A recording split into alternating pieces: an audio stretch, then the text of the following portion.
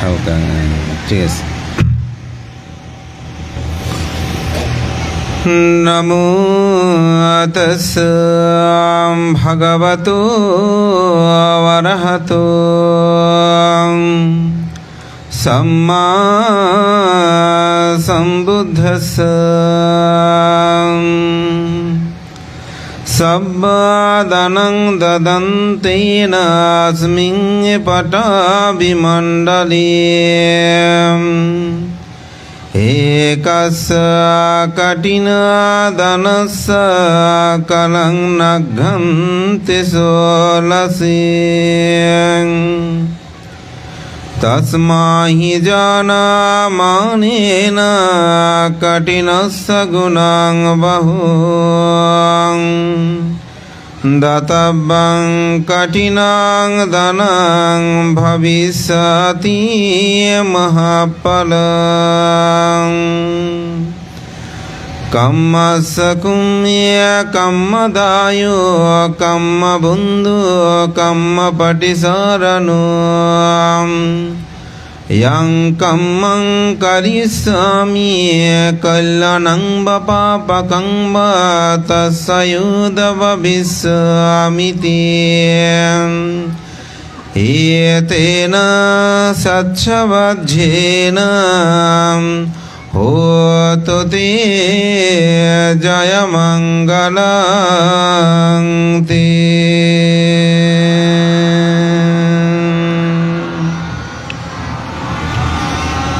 মানিকছড়ি রাজগিরি মৈত্রী বিহারের দানোত্তম দানশ্রেষ্ঠ শুভ কঠিন চিবর দান সভার পরমারাধ্য মাননীয় সভাপতি, অত্র অঞ্চলের জন্মজাত সাংঘিক ব্যক্তিত্ব, যিনি আমাদের সংঘ সমাজের একজন বিনয়শীল পালি শাস্ত্রজ্ঞ এবং বিদর্শন ভাবনা প্রচার প্রসারে যার অনবদ্য অবদান, সেই বিদর্শনাচার্য সুদেশক, আমার পরম কল্যাণমিত শ্রদ্ধেয় বিদর্শনাচার্য বদন্ত সত্যপাল মহাতের মহোদয়, অনুষ্ঠানে উপস্থিত অনাথের নাথ সুজাতা অনাথলের বুদ্ধ বিহারের সুযোগ্য বিহারাধ্যক্ষ, সহজ সরল প্রাণগতই যার আচরণ দেখে মুগ্ধ হয়েছি, সেই পরম সদ্য বর্ষিয়ান সাংঘিক ব্যক্তিত্ব উত্তমানন্দ মহাতের মহোদয়, উপস্থিত ত্রিপিটক গ্রন্থের অন্যতম অনুবাদক প্রিয়ভাজন রাহুল স্থবির, উপস্থিত জিনো মৈত্রী সহ উপস্থিত মাননীয় ভিক্ষু সংঘ, সঙ্গের প্রতি বিনম্র চিত্তে শ্রদ্ধা অর্ঘ্য বন্দনা নিবেদন করছি।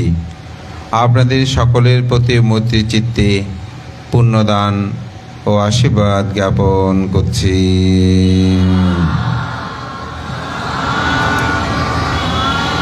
এই পথ দিয়ে বহুবার খাগড়াছড়িতে যাওয়ার আমার কালীন সময়ে দেখেছি, কিন্তু কোনো অনুষ্ঠানে এসে এরকম যোগদান করার সুযোগ আমার হয়নি।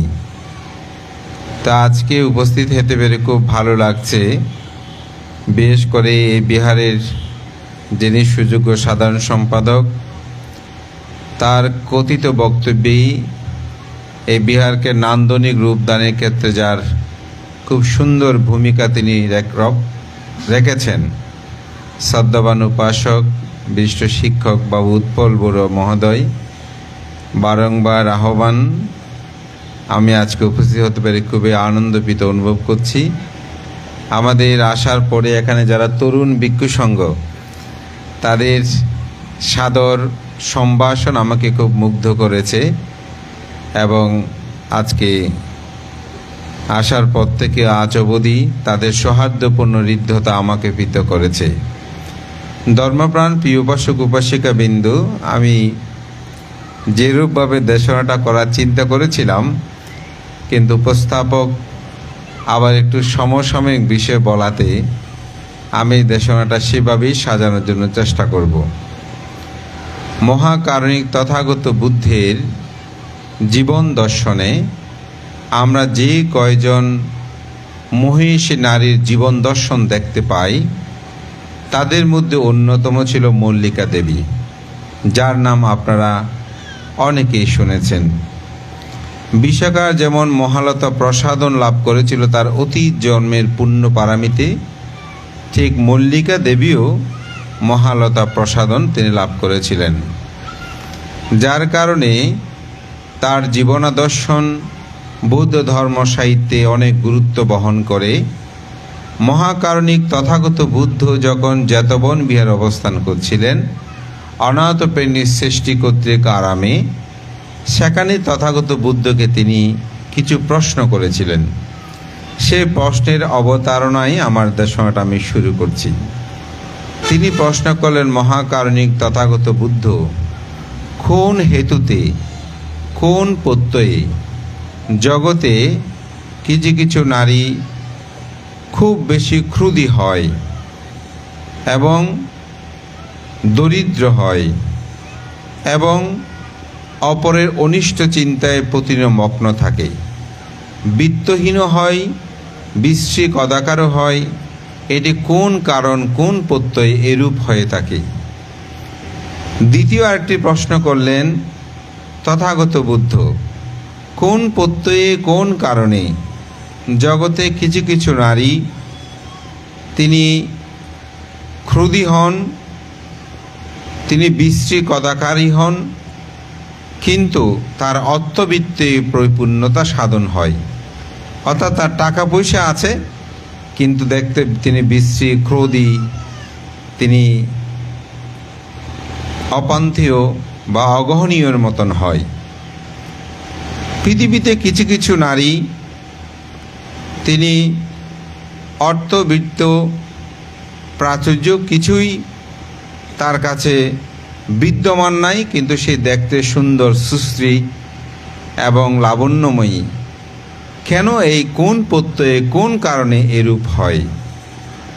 আবার জগতে কিছু কিছু নারী রমণী, তারা অত্যন্ত শান্ত, ধান্ত, সুশ্রী, সুসংগঠিত, লাবণ্যময়ী, আবার অর্থবিত্ত, প্রতাপশালী। এটি কোন কারণ, কোন প্রত্যয়ে এরকম হয়? এখানে চারটি বিষয়ের কথা প্রশ্ন তিনি করেছেন। তখনই মহাকারণিক তথাগত বুদ্ধ বললেন, হে মল্লিকা দেবী, যে ব্যক্তি জগতে অপরকে হিংসা করে, ক্রোধী হয়, অপরের অনিষ্ট চিন্তা করে, অপরের প্রতি দেশমূলক চিত্তই নিজের জীবনকে অতিবাহিত করে, কারো উন্নতি শ্রীবৃদ্ধি দেখলে সহ্য করতে পারে না, প্রতিনিয়ত তিনি পরের অনিষ্ট ক্ষতি চিন্তায় মগ্ন থাকে, তিনি ক্রোধী হয় এবং কখনো কোনরূপ দান, ধর্ম, পুণ্যকর্ম সম্পাদন করে না, কোনো ভিক্ষু শ্রমণ দেখলে তাদেরকে শ্রদ্ধা অর্ঘ্য নিবেদন করে না, তাদেরকে তুচ্ছ তাচ্ছল্য করে।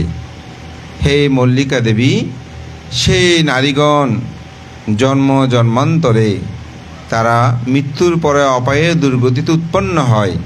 মানুষ হয়ে জন্মগ্রহণ করলেও তারা সুশ্রী হয় না, সুন্দর হয় না, তাদের অর্থবিত্ত প্রভাব প্রতিপত্তিও থাকে না, তারা অতি দরিদ্র হয়। এরূপভাবে তাদের জীবনটা অতিবাহিত হয়।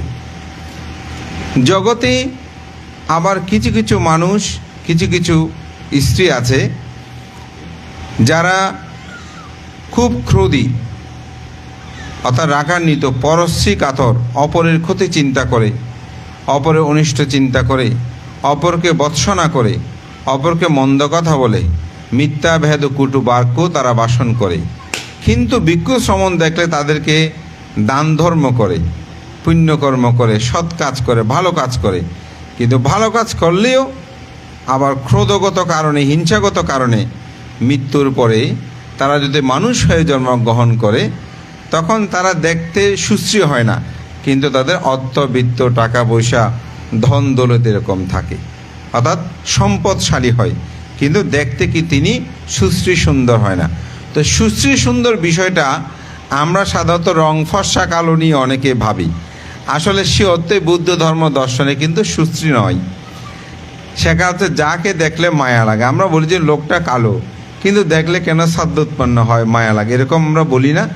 ঠিক সে অর্থেই কিন্তু সুশ্রী সুন্দর। আপনি রং সাদা হলেই যে সুশ্রী হবে, সুন্দর হবে, তা কিন্তু নয়। অর্থাৎ মানুষটা কালো হোক, দেখলেই যেন মনে হয় যে ওনাকে আমার শ্রদ্ধা করতে ইচ্ছে করছে, এরকম আমরা বলি না? সে অর্থে কিন্তু সুশ্রী সুন্দর বলা হচ্ছে এখানে। তখন বলছেন যে তারা এরূপভাবে তার অর্থবিত্ত থাকলেও কিন্তু তার প্রতি সুন্দর শুভদৃষ্টি তাদের থাকে না। জগতে আর কিছু মানুষ আছে, স্ত্রী আছে, যেহেতু তিনি স্ত্রীদের কথা বলেছেন, মূলত এটা পুরুষ নারী উভয়ের ক্ষেত্রে প্রযোজ্য। কিন্তু যেহেতু মল্লিকা দেব এটা প্রশ্ন করার একটা কারণ আছে, শেষান্তে এটা বুঝতে পারবেন কেন তিনি বুদ্ধকে প্রশ্নটা করেছেন। তাই বুদ্ধ এখানে তাকেই উপলক্ষ করে মূলত স্ত্রীলোকের বিভাজনই তথাগত বুদ্ধ এটি ব্যাখ্যা প্রদান করেন।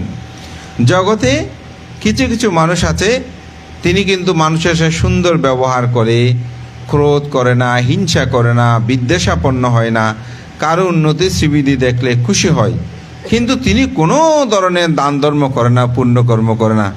ভিক্ষু শ্রমণ দেখলে, সাধু সজ্জন দেখলে, বয়োজ্যেষ্ঠ দেখলে বা ভিখারি দেখলে তাদের কোনরূপ দান ও পুণ্যকর্ম সম্পাদন করে না। বুদ্ধ বলছেন সেই নারীগুলো কি হয়? সেই নারীগুলো জন্ম জন্মান্তরে তারা মনুষ্যলোক উৎপন্ন হলেও সুশ্রী সুন্দর হয়, কিন্তু তারা দরিদ্র হয়। অর্থাৎ তাদের কোনো অর্থ থাকে না, প্রতাপশালী নয়, অর্থশালী নয়, বিত্তশালী নয়, ধনাঢ্য তারা হতে পারে না। তাহলে এই ধরনের অনেক আছে না, সুশ্রী সুন্দর কিন্তু অর্থবিত্ত নয়, দরিদ্র, এই ধরনের স্ত্রীলোকও আছে। বুদ্ধ বলছেন জগতে আরেক ধরনের স্ত্রী আছে, মানুষ আছে, নারী আছে, যারা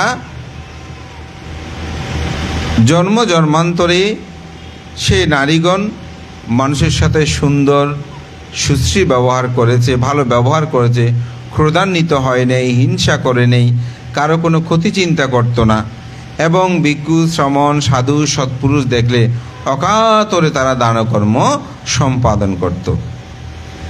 তারা জন্ম জন্মান্তরে সম্পদশালী হয়, আবার সুশ্রী সুন্দর দেহের অধিকারী হয়, ধন সম্পদে তারা পরিপূর্ণ থাকে। এরূপভাবেও জগতে মানুষের বিদ্যমান। দেখবেন আমাদের সমাজ গগনে আমরা এই চারি ধরনের মানুষদেরকে দেখতে পাই। তো তখনই মল্লিকা দেবী বলছেন, তথাগত বুদ্ধ, আমার মনে হচ্ছে আমি অতীত জন্মে অনেক দান ধর্ম পুণ্যকর্ম করেছি, কিন্তু আমি খুব হিংস্র ছিলাম। আমি অপরের সুখ পছন্দ করতাম না, সহ্য করতাম না, অপরকে আমি ঘৃণা করতাম, অপরের আমি মঙ্গল কামনা করতে পারতাম না। আমি ক্রোধ ছিলাম, যে কোনো কথা বললে হঠাৎ আমি রেগে যাই, রেগে গিয়ে তাদেরকে ভৎসনা করি। এই কারণে আমি অনেক সম্পদের মালিক হয়েছি, বলবান মহারথা প্রসাদন তিনি লাভ করেছেন, কিন্তু আমি ক্রোধী, আমি সুশ্রী নয়। আমি যে কোনো কিছু দেখলে হঠাৎ গরম হয়ে যায়, রেগে যায়, আমি অপরের ক্ষতি চিন্তা করি। তথাগত বুদ্ধ, আমি আজ থেকে প্রতিজ্ঞা করছি, আমি বুদ্ধের শরণ নিলাম, ধর্মের শরণ নিলাম, সঙ্গের শরণ নিলাম। আমি আজ থেকে তৃষ্ণাপন্ন হয়ে আমি এরূপভাবে ক্রোধও আমি পরিত্যাগ করে প্রতিনিয়ত পুণ্যকর্মে আমি নিজেকে নিয়োজিত রাখব। এখানেই বুদ্ধের কর্মবাদ, যেটাকে বলছে as you sow so you reap, যেমন কর্ম তেমনই ফল। এখানে কর্মফলের কথা ব্যাখ্যা করেছেন। এখানে বুদ্ধ বলেন নেই যে কোনো বুদ্ধ আপনাকে এটা দিয়েছে, কোনো ভগবান আপনাকে এটা দিয়েছে, কোনো ঈশ্বর গড আপনাকে এটা দিয়েছে। বলছে আপনি যেরকম কর্ম করবেন সেরকম কর্মফল আপনাকে ভোগ করতে হবে। অর্থাৎ বুদ্ধ ধর্ম দর্শনের দশধর্মসূত্রে বুদ্ধ এটা বলেছেন যে কাম্মাস্য কুম্মি কাম্মা দায় কাম্মা ইউনি কাম্মা বন্ধু কাম্মা পাটিসারানো ইয়াং কাম্মাং কারিস্বামী কল্যাণাং বা পাপকাং বা তাস্যুদবা বিশ্বামিতি। কর্মই আমার বন্ধু, কর্মই আমার সুহৃদ, কর্মই আমার আশ্রয়, কর্মই আমার নিয়ন্ত্রণ। যে যেমন কর্ম করবে তাকে সেরকম কর্মফল ভোগ করতে হবে। তো আমাদের জীবন দর্শনে আমরা কে কীরকম কর্ম করছি সেটাকে আপনি উপলব্ধি করুন। আপনি যখন উপলব্ধি করবেন, আপনার কর্মফলে আপনি প্রাপ্ত হবেন। এখানে কেউ কাউকে কোনো কিছু দিতে পারবে না। এখানে যদি আপনি কোনো মানুষকে যদি হত্যা করে আসেন, সারাদিন বুদ্ধের পায়ে লুটিয়ে পড়ে বন্দনা করেন, আমাকে ক্ষমা করুন, ক্ষমা করুন, ক্ষমা করুন, আমাকে মুক্তি দেন, এটা কোনো দিনও সম্ভব হবে না। আপনি যদি চুরি করে আসেন, এখানে বুদ্ধ আমাকে রক্ষা করেন, রক্ষা করেন বলেন, রক্ষা আপনি পাবেন না। আপনি যে কর্ম করেছেন সেই কর্মের ফল আপনাকে ভোগ করতে হবে। সুতরাং একজন মানুষ যখন তার নিজের কর্মফলটাকে উপলব্ধি করতে পারে, আমি মনে করি তিনি আর কখনো পাপকর্ম সম্পাদন করতে পারে না। কিন্তু আমরা এই কর্মফলকে আমরা বিশ্বাস করতে চাই না। আমরা মনে করি না, আমি যত কিছু করে ভেগে যাই। আমাদের অনেক মানুষ আছে, বানতে এত পুণ্যকর্ম করি, এই পুণ্যগুলোর ফল কেন পাই না? কিন্তু আমরা কখনো বলি না, এত পাপ কর্ম করি, পাপকর্মের ফলগুলো কেন পায় না? যেরকম পাপকর্ম করেন, যদি পাপকর্মের ফলগুলো দেওয়া শুরু করে, তাহলে কেমন হবে নিজেকে একটু উপলব্ধি করে দেখেন তো। তখন যে সুখে আছেন ওই সুখটাকে আর পাবেন? তো আসলে কর্মফলের ফল, এটাকে আপনাকে বিশ্বাস করতে হবে। এই কর্মফল যিনি বিশ্বাস করতে পারবে না, আমি মনে করি তিনি আধুনিক যে বিজ্ঞান প্রযুক্তির যুগেও নিজেকে যেভাবে বিজ্ঞানবাদী বলে দাবি করে, সেখানেও তিনি পরাস্ত হবেন। কারণ বুদ্ধ ধর্ম দর্শনের কর্মের নিয়ন্তা, এটা আগে পিছে কেউ নাই, সব নিজের উপরে নির্ভরশীল। আপনি যে যেমন কর্ম তেমনই ফল। আমি একটা উদাহরণ বলি। বুদ্ধের সময়কালে একজন কুণ্ডদান নামক একজন ভিক্ষু ছিল। তো ভিক্ষুটা যখনই পিণ্ডচারণ করতে আসতো, তখন তার পিছনে একটা নারী পিছে পিছে হাঁটতো। যখন গ্রামের মধ্যে চলে আসতো, তখন নারীটাকে আর দেখা যেত না। কিন্তু যখন তিনি গুহা থেকে বেরোতেন, বিহার থেকে বেরোতেন দূরে, তখন দূরে পিণ্ডচারণ দেওয়ার জন্য যারা দাঁড়িয়ে থাকতো, তো দেখতে পেত যে একটা নারী তার সাথে সাথে আসতেছে। তো কাছে যখন চলে আসতো, তখন আর দেখা যেত না। তো ভিক্ষুদেরটাকে সইন দেওয়ার সময় উপাসিকারা কী করতো, বলছে তোমাকেও কিছু সইন দিচ্ছি। দেওয়ার সময় বলছে, এগুলো তোমার স্ত্রীর জন্য দিচ্ছি। ভিক্ষুরা কিন্তু বুঝতে পারতো না কেন আমাকে তারা এরকম করে অপমানিত করে, যে আমাকে সইন দিচ্ছে আবার বলে তোমার রমণীর জন্য, তোমার স্ত্রীর জন্য কিছু সইন দিচ্ছি, এরকম বলে আর এক চামচ সইন তার পাত্রে দিত। এটা নিয়ে মনে সে খুব কষ্ট পেত। স্বাভাবিক, আমরা যদি কেউ এখানে আসি, তা আপনি কোনো কিছু গুছিয়ে দেওয়ার সময় আবার যদি বলতে বানতে আপনার স্ত্রীর জন্য কিছু দিলাম, তো উনি কষ্ট পাবে না, কারণ উনি তো ব্রহ্মচারী এবং তার কোনো স্ত্রী নাই, কিন্তু তবুও এরকম করে। তখন সে আর পিণ্ডচারণে যেতে চায় না। তো বুদ্ধ সেখানে মহাশ্রেষ্ঠী যারা আছেন তাদের সবাইকেও সেখানে ডাকলেন। ডেকে বলছে আসলে ঘটনা কি? তো ঘটনায় দেখা গেল আসলে ভিক্ষুটার কোনো রমণী তার পিছে যায় না, কিন্তু একটা দেবতা তার পিছে এভাবে হাঁটে, মনুষ্য অর্থাৎ নারী রূপ ধারণ করে। এটা তার একটা অতীত কর্ম বিপাক আছে। তো তখন তারা সিদ্ধান্ত নিল সে আর পিণ্ডচারণে যাবে না, কারণ এই পিণ্ডচারণে গেলে যারা আপনাকেও দিচ্ছি এবং রমণীকেও আপনার স্ত্রীকেও দিচ্ছি, তাদের তো পাপ হচ্ছে। তারা দেখছে যে সত্য, কিন্তু সেটা তো সত্য নয়। তো তাদেরও যাতে পাপ না হয়, এই ভিক্ষু যেন অপমান লাঞ্ছনা থেকে রক্ষা পায়, সে কারণে তাকে আর পিণ্ডচারণে যায় না, ধ্যানস্থ হলেন তিনি। এবং বিশাখা তৎকালীন সময়ে যারা প্রধান সেবক সেবিকা ছিলেন, তারাই তাকে দান দেওয়ার জন্য অর্থাৎ বিহারে এনে দেওয়ার জন্য প্রস্তাবনা করলেন, সেখানে তিনি দান ধর্ম লাভ করত। এভাবেই সেই আত্মসাধনায় নিমগ্ন হতে হতেই স্মৃতিময় জীবনযাপন করতে করতে সেই অরহত্ব মার্গ জ্ঞান লাভ করল। তো সভাস্থল সমাগত হলো, কিন্তু সবাই এখন মোটামুটি বুঝতে পেরেছে এই ভিক্ষুটা পদুষ্ট কোনো ভিক্ষু নয়, কিন্তু তার কোনো একটা কারণ আছে। কারণ না থাকলে এই ভিক্ষুর পিছনে কেন নারী রূপ দেখা যায়?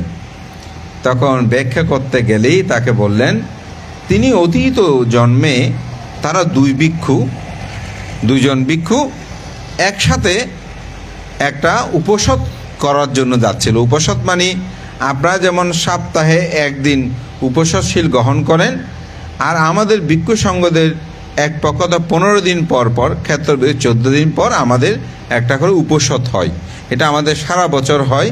ভিক্ষু সংঘরা একসাথে এক জায়গায় সমাবেত হয়, সেখানে পাতিমুখ্য যেটা আমাদের 227 এটা আবৃত্তি করা হয়।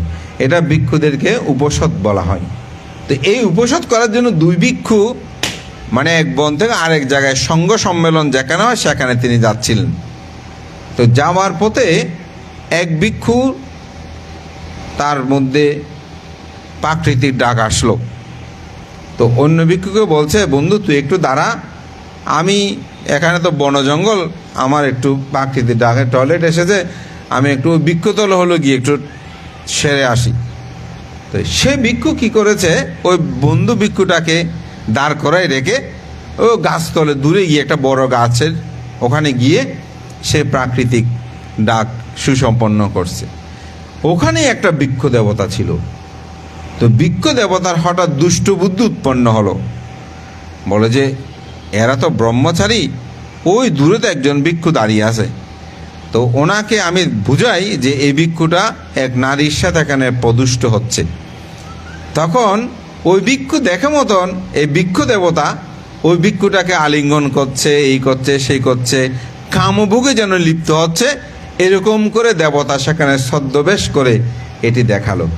দূর থেকে যখন এই ভিক্ষুটা দেখেছে, সে যখন কাছে আসতে বলে তুমি তো প্রদুষ্ট হয়েছ, তোমার সাথে তো আর উপসৎ কর্ম করা যাবে না। অর্থাৎ আমাদের ধর্ম দর্শনে বিনয় আছে, কোনো ভিক্ষু যদি প্রদুষ্ট হয়, বিনয় লঙ্ঘন করে, গুরুতর অপরাধ করে, তাহলে তিনি কিন্তু আর সঙ্গের মধ্যে থাকতে, উপসৎ কর্মে তিনি থাকতে পারে না। যেমন বুদ্ধের সময়কালে এরকম একটা ঘটনা ঘটেছিল যে উপসৎ কর্ম করার জন্য এসেছে ভিক্ষু সংঘ, বুদ্ধ সহ, কিন্তু উপসৎ আরম্ভ করছে না। বুদ্ধ বলছেন এখানে পাপিষ্ঠ ভিক্ষু আছে, অর্থাৎ তিনি গায়ে চিবর আছে ঠিক, মুন্ডুক মস্তক, কিন্তু তার শীল ঠিক নাই। তো যতক্ষণ এ ভিক্ষু যায়নি ততক্ষণ পর্যন্ত কিন্তু উপসৎ হয় নাই। এবং এই উপসদের কিন্তু একটা গুরুত্ব আছে। আপনি যদি অরহত হন, আপনাকে কিন্তু এই উপসৎ কর্ম সম্পাদন করতে হয়। কারণ ওখানে একটা প্রশ্ন উত্থাপিত হয়েছে যে অরহত্ব বিশুদ্ধ, শীলভঙ্গ করে না, তবুও কেন তাকে এই উপসৎ কর্মের মধ্যে উপস্থিত থাকতে হবে? তো বুদ্ধ সেখানে বলেছিলেন একতা, ঐক্যতা, এটি বোঝানোর জন্য অবশ্যই ভিক্ষু সংঘকে অরহত হলেও তাকে উপসৎ কর্মের মধ্যে যোগদান করতে হবে। তা আমাদের মধ্যে অনেক মানুষ আছে ধর্মকর্ম করে কিন্তু বিহারে আসে না। আজকে একটু সকালে বক্তব্য শুনছিলাম, তো ওনারা অনেকে মনে করে যে কি বিহারে যাওয়ার দরকার কি, আমি যদি বাড়িতে ধর্মকর্ম করি, অষ্টশীল পালন করি, পঞ্চশীল নিই, বিহারে যাওয়ার কোনো দরকার নাই। তা আমার এই কথাটা বললে একটা কথা মনে পড়ে, আপনারা শিবলী ব্রত কথা, অশোক চরিত বইগুলো অনেকেই আপনারা পড়েছেন, যারা পুরনো তারা শিবলী পূজা করার সময় এই শিবলী ব্রত কথাটা উচ্চারণ করতেন, অর্থাৎ বলতেন, আবৃত্তি করতেন গাতায়। এই গ্রন্থের যিনি রচয়িতা সদ্য উনি আর্য শ্রাবক হিসাবে খ্যাত, সাতকানিয়ায় ওনার জন্মতীর্থ ঢ্যামসা গ্রামে। তো বিশুদ্ধাচার মহস্তবীর মহোদয় অসাধারণ একজন শীলবান পণ্ডিত, জ্ঞানবান ভিক্ষু ছিলেন। এবং আপনারা অনেকে হয়তো জানবেন যে চট্টগ্রাম বুদ্ধ বিহারের যিনি ভিক্ষু শিলেশ্বর শাস্ত্রী মহোদয়, ওনারই গুরু ছিলেন এই বিশুদ্ধাচার মহস্তবীর মহোদয়। তিনি অসাধারণ, তার এই দুটি গ্রন্থ অতুলনীয়, যে অশোক চরিত এবং শিবলী ব্রত কথা। তো সদ্য ভান্তের কাছে একজন এসে বলছেন, ভান্তে অমুক বলতেছে ধর্ম করতে নাকি বিহারে আসতে হয় না, বিহারে যাওয়ার কোনো দরকার নেই, ঘরে নাকি ধর্ম করা যায়। তো ভান্তে আপনি এটা কি বলেন? তো ভান্তে চুপ করে আছে, কিছুক্ষণ পর বলছে লেখাপড়া তো ঘরে বসেও করা যায়, স্কুলে যাওয়ার দরকার কি? লেখাপড়া ঘরে করা যায় না, রবীন্দ্রনাথ নজরুল কি কোন স্কুল কলেজে গিয়েছেন এত? ওনারা বিখ্যাত হয় নাই, ঠিক না? তাহলে তো ঘরের মধ্যেই করা যায়। তো উত্তর এতটুকু, এখন বাকিটা আপনারা বুঝে নেবেন। তো যিনি ভালো ছাত্র ছাত্রী, তিনি বাড়িতেও ভালো লেখাপড়া করবেন, স্কুলেও তিনি নিয়মিত যাবেন, কারণ স্কুলেরও সেটা প্রয়োজন রয়েছে। ওই জন্য বললাম, আপনি অরহৎ হন, বিশুদ্ধ, কিন্তু আপনাকে উপসতে আপনাকে অংশগ্রহণ করতে হবে। আপনি তো বিশুদ্ধ, এর পরেও কেন ওই যে সাঙ্গিক অবকাঠামো, এটাকে সুদৃঢ় করতে, এবং আপনি কি অরহৎ নয় এটা যাতে প্রচার না করে। যেমন আমাদের এখানে অনেক ভিক্ষু আমরা আছি, আমাদের অনেক উপাসক মা বাবা অনেক আজকাল ভিক্ষু সঙ্গ ঠিক আছে এরকম বলে, এটা কিন্তু মহাপাপ। এখানে কোন ভিক্ষু কীরকম আপনি সেটা বুঝে উঠতে পারবেন না। কোন ভিক্ষুর কোন গুণ সম্পূর্ণতা এটা কি উপলব্ধি করা যাবে না। আমার দেশনে আমি অনেকবার বলেছি, একটা উদাহরণ, আমার বিহারে একজন ভিক্ষু এসেছেন। তো ভিক্ষুটা মোটামুটি সাধক বা অমুক এই ধরনের উনি দেখায় না, ওনার মতো উনি চলেন। তা আমি তখন একদম নবীন ভিক্ষু। তো আমার বিহারে এত রুম ছিল, 2টা রুম ছিল, এক রুমে শ্রমণরা থাকতো, এক রুমে আমি থাকতাম। কোনো বড় ভান্তে আসলেই বড় ভান থেকে আমার খাটে নিচে আমি মশুরি ডেকে থাকতাম, একেবারে খুব মানে সাদাসিধি। তো প্রায় সময় যেহেতু আমাদের একটা শহর, চিকিৎসা বিভিন্ন ক্ষেত্রে ভান্তারা আসেন, এবং আমাকে প্রায় সময় নিচে থাকতে হতো। তো ওই ভান থেকে আমি উপরে থাকতে দিয়েছি, আমি নিচে শুয়েছি। রাতের ঠিক 2:30 2টা এই ধরনের একটা টাইম হবে, হঠাৎ আমার ঘুম ভেঙে যায়। তা আমার প্রাকৃতিক ডাকে আমিও সেখান থেকে উঠে টয়লেটের লাইটটা দিলাম। লাইট দেওয়া তো রুমে তো আলো বেরোচ্ছে, এই অ্যাটাচ বাথরুম যেমন এখানে আছে এই ধরনের। তখন আমি দেখলাম যে এই ভিক্ষুটা ধ্যান করছে, 2টা অথবা 2:30 এই ধরনের টাইম হবে। আমি খুব অবাক হলাম, আরে এই ভিক্ষু তো আমাদের মতো শিলা দেয়, পঞ্চশীল দেয়, অনেকটা পুরোহিতগিরি যেটা আপনারা বলতে পারেন, এই ধরনের করে। উনি এত গভীর রাতে উঠে উনি ধ্যান করছে, আমি অবাক হয়ে গেলাম। তো আমি খুব আস্তে আস্তে পানি নিষ্কাশন যা যা করা দরকার, যাতে ওনার ধ্যানের কোনো অসুবিধা না হয়, সেভাবে আমি সেগুলো সুসম্পন্ন করলাম। কিন্তু এরপরেও আমি যখন টয়লেট থেকে বের হলাম, দেখি তিনি শুয়ে গেছেন। অর্থাৎ উনি যে ধ্যান করে এটা আমাকে দেখাতে চায় না। চিন্তা করে দেখেন কেমন। তা আমি শুয়েছি ঠিক, কিন্তু কিছুক্ষণ পর পর আমি উঠে দেখতেছি তিনি আবার ধ্যানে বসছে কিনা, সোজা কথা। কিন্তু তখন তো আরও বয়সের একটা তরুণত্ব ছিল, আমি আবার কখন ঘুমিয়ে পড়েছি। কিন্তু আমি ভোরে যখন 4:30 অথবা 5টা হবে, ওই যে একটা চেতনা, আমার ঘুম ভেঙে গেছে। এমনিতে আমি মোটামুটি ওই টাইমে উঠে যাই। তো আমি তাড়াহুড়ো করে না উঠে আমি কি করে আস্তে আস্তে উঠলাম, মশুরি থেকে এরকম কলটা অনেকটা তুলে দেখছি তিনি তখন ধ্যান করছেন। তখন আমি বুদ্ধির সে কথাটা মনে পড়ল, যে বুদ্ধির ধর্ম দর্শনে বলতে সাঙ্গ বিশুদ্ধ বারাদাক্ষিণীয় শান্তি ইন্দ্রিয় সাব্বা মালা পাহিন। যে বুদ্ধের ধর্ম দর্শনে যে সঙ্গের মধ্যে যে বিশুদ্ধতা থাকে, কোনো না কোনো ভিক্ষুর যে বিশুদ্ধিতা, সাধনময় তাদের যে জীবন, এটি আসলে আপনি সব সময় দেখবেন না। আমাদের মধ্যে এরকম অনেক আছে, মনে করে যে না হ্যাঁ আজকাল ভিক্ষু, কিন্তু এখানে অনেক নীরবে যে কর্ম করছেন, কাজ করছেন শাশ্বত সদ্যমের, আপনি এটা বুঝি উপলব্ধি করতে সহজে পারবেন না। এই জন্য কখনো বলবেন না আজকাল ভিক্ষু সঙ্গ ঠিক নেই। হ্যাঁ, আপনি নির্দিষ্ট করে বলেন, অমুক বানতে যদি আপনার কাছে তিনি অপরাধী মনে হয়, আপনি বলবেন ভিক্ষুটা ঠিক নাই, সেটা বলবেন। কিন্তু আপনি সমষ্টিগতভাবে যদি বলেন, তাহলে মহাপাপকর্ম আপনি সম্পাদন করবেন। কখনো সঙ্গকে অবহেলা করবেন না, কারণ যারাই করেছে জীবনে, আমার স্বল্প জীবন আমি দেখেছি, তাদের সর্বদিকে অধপতন হয়েছে। এই যে আপনারা বন্দনা করেন ওকাসা বন্দামে ভান্তে দাঁড়াত্তাই না খাতাং সাব্বান অপ্রদাং কামাতো মেমন্দে, কেন ক্ষমা প্রার্থনাটা করেন? কারণ ভিক্ষু হচ্ছে এটার প্রতি কিঞ্চিত পরিমাণ যদি অবহেলা হয় আপনার মহা ক্ষতি কারণ হবে। রাজা প্রসেনজিতের নাম শুনেছেন। তিনি বুদ্ধের যখন গুণকীর্তন চারিদিকে ছড়িয়ে পড়ল, তিনি মনে মনে ভাবছে বুদ্ধ আর আমার মধ্যে তো পার্থক্য বেশি কিছু নাই। আমি যেমন রাজ্য পরিচালনা করে আমার কথা সবাই উঠবস করে, বুদ্ধের কথায় তার শিষ্যরা উঠবস করে। ওনার যে বয়স আমার বয়স সমকক্ষ।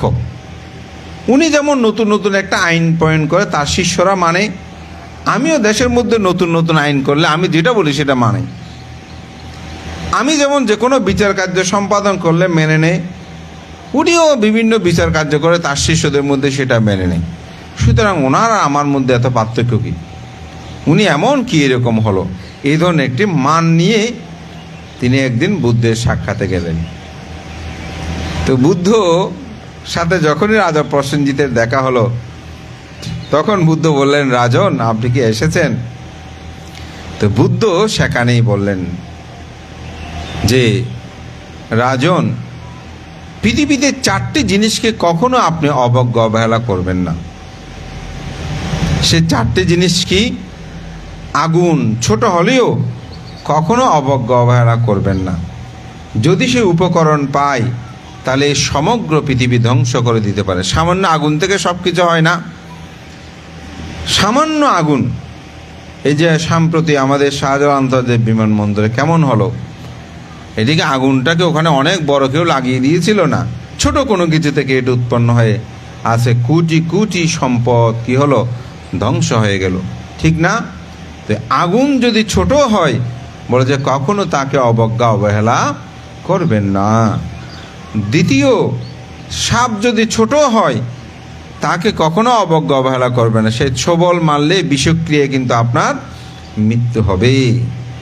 যদি কোনো রাজপুত্র অর্থাৎ যুবরাজ, প্রধানমন্ত্রীর পুত্র সন্তান বলেই দিই, তাদেরকে কখনো অবহেলা করবে না। কারণ তারা যদি কোনো সময় ক্ষমতায় আসে তার প্রতিকার তারা কিন্তু গ্রহণ করবে। চতুর্থ, কোনো ভিক্ষু শ্রমণকে কোনো সময় অবহেলা করবে না।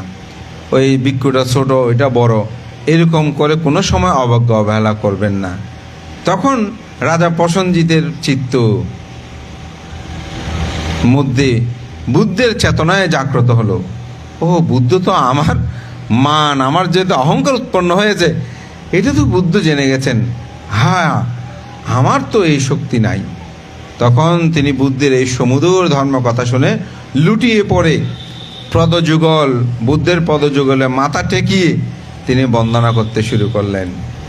তখন বুদ্ধ বললেন, হে রাজা প্রসেনজিৎ, আপনি কেন আপনার কপাল আমার পদযুগলে রেখে এভাবে ঘর্ষণ করে করে বন্দনা করছেন? তখনই বললেন তথাগত বুদ্ধ, আমি আর আপনি বহু বিষয়ে সমকক্ষ হলেও কিন্তু আমার আর আপনার মধ্যে পার্থক্য আছে। আমি যে আইন প্রজ্ঞাপন করি দেশের মধ্যে সেগুলো সবাই ভয়ে পালন করে, আর আপনি যে ধর্ম বিনয় প্রজ্ঞাপন করেন সেগুলো তারা অত্যন্ত বিনীতভাবে গ্রহণ করে। আমি যখন কোনো বিচার কার্য সম্পাদন করি তখন তারা সেখানে হই হই চিৎকার চেঁচামেচি করে, অনেক সময় ভয়ে তারা মেনে যায়। আর আপনি যখন আপনার শিষ্যদেরকে ধর্ম কথা বলেন, বিচার কার্য করেন, তখন তারা বিনীতভাবে সমগ্র কিছু গ্রহণ করে নেয়।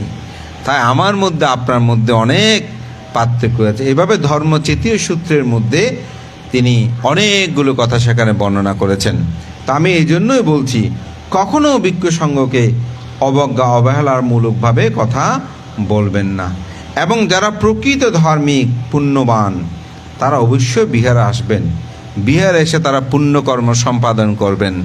বিহারের প্রতি আমরা অনেক সময় অমুক সম্পাদক, অমুক অর্থ সচিব, তার কারণ আমি আর বিহারে যাব না, সে কেন যায়, সে কেন নেতৃত্ব দিচ্ছে, এটা মনে আনবেন না। এটি আমাদের সমাজের একটা মহা ব্যাধি। আমি তো ওখানে নেতৃত্বের জন্য আমি যাচ্ছি না, আমি কি জন্য আসছি?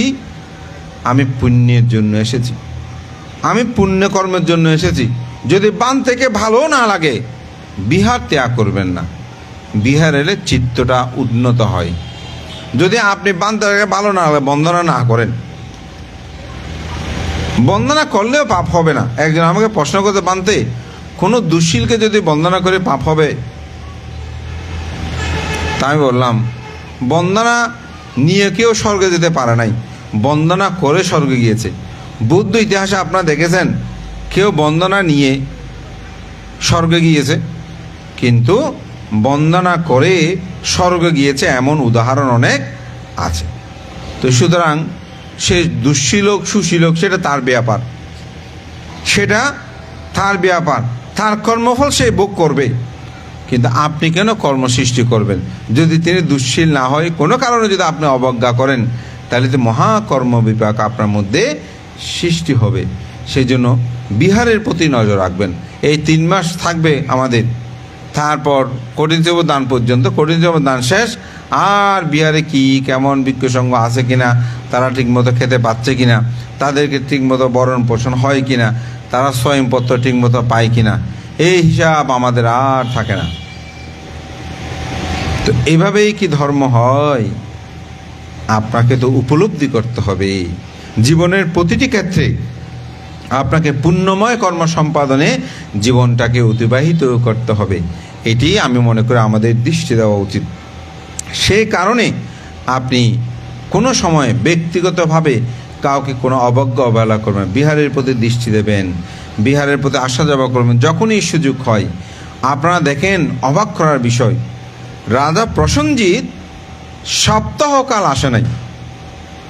তো বুদ্ধ বলছেন, রাজন আপনাকে সপ্তাহকাল পর্যন্ত দেখি নাই কেন? এই কথার আলোকে বুঝে যাচ্ছে তিনি অবশ্যই প্রায় সময় বিহারে আসতেন।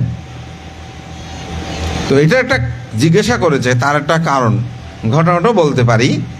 তখন অনাথ তথাগত বুদ্ধ এই প্রশ্ন করাতে রাজা প্রসেনজিৎকে, রাজা প্রসেনজিৎ বলছে, আপনি তো জানেন আমাদের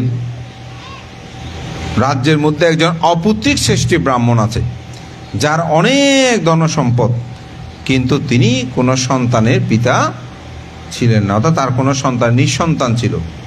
তো তথাগত বুদ্ধ তার ধনসম্পদ সমূহ আমি কোষাগারে আনতে ব্যতিব্যস্ত ছিলাম। স্বাভাবিকভাবে যখন কোনো উত্তরাধিকারী না থাকে, সে মানুষটা যখন মৃত্যুবরণ করে তার সম্পদগুলো কার হয়? সরকারের হয়, ঠিক না? অর্থাৎ রাষ্ট্রের হয়।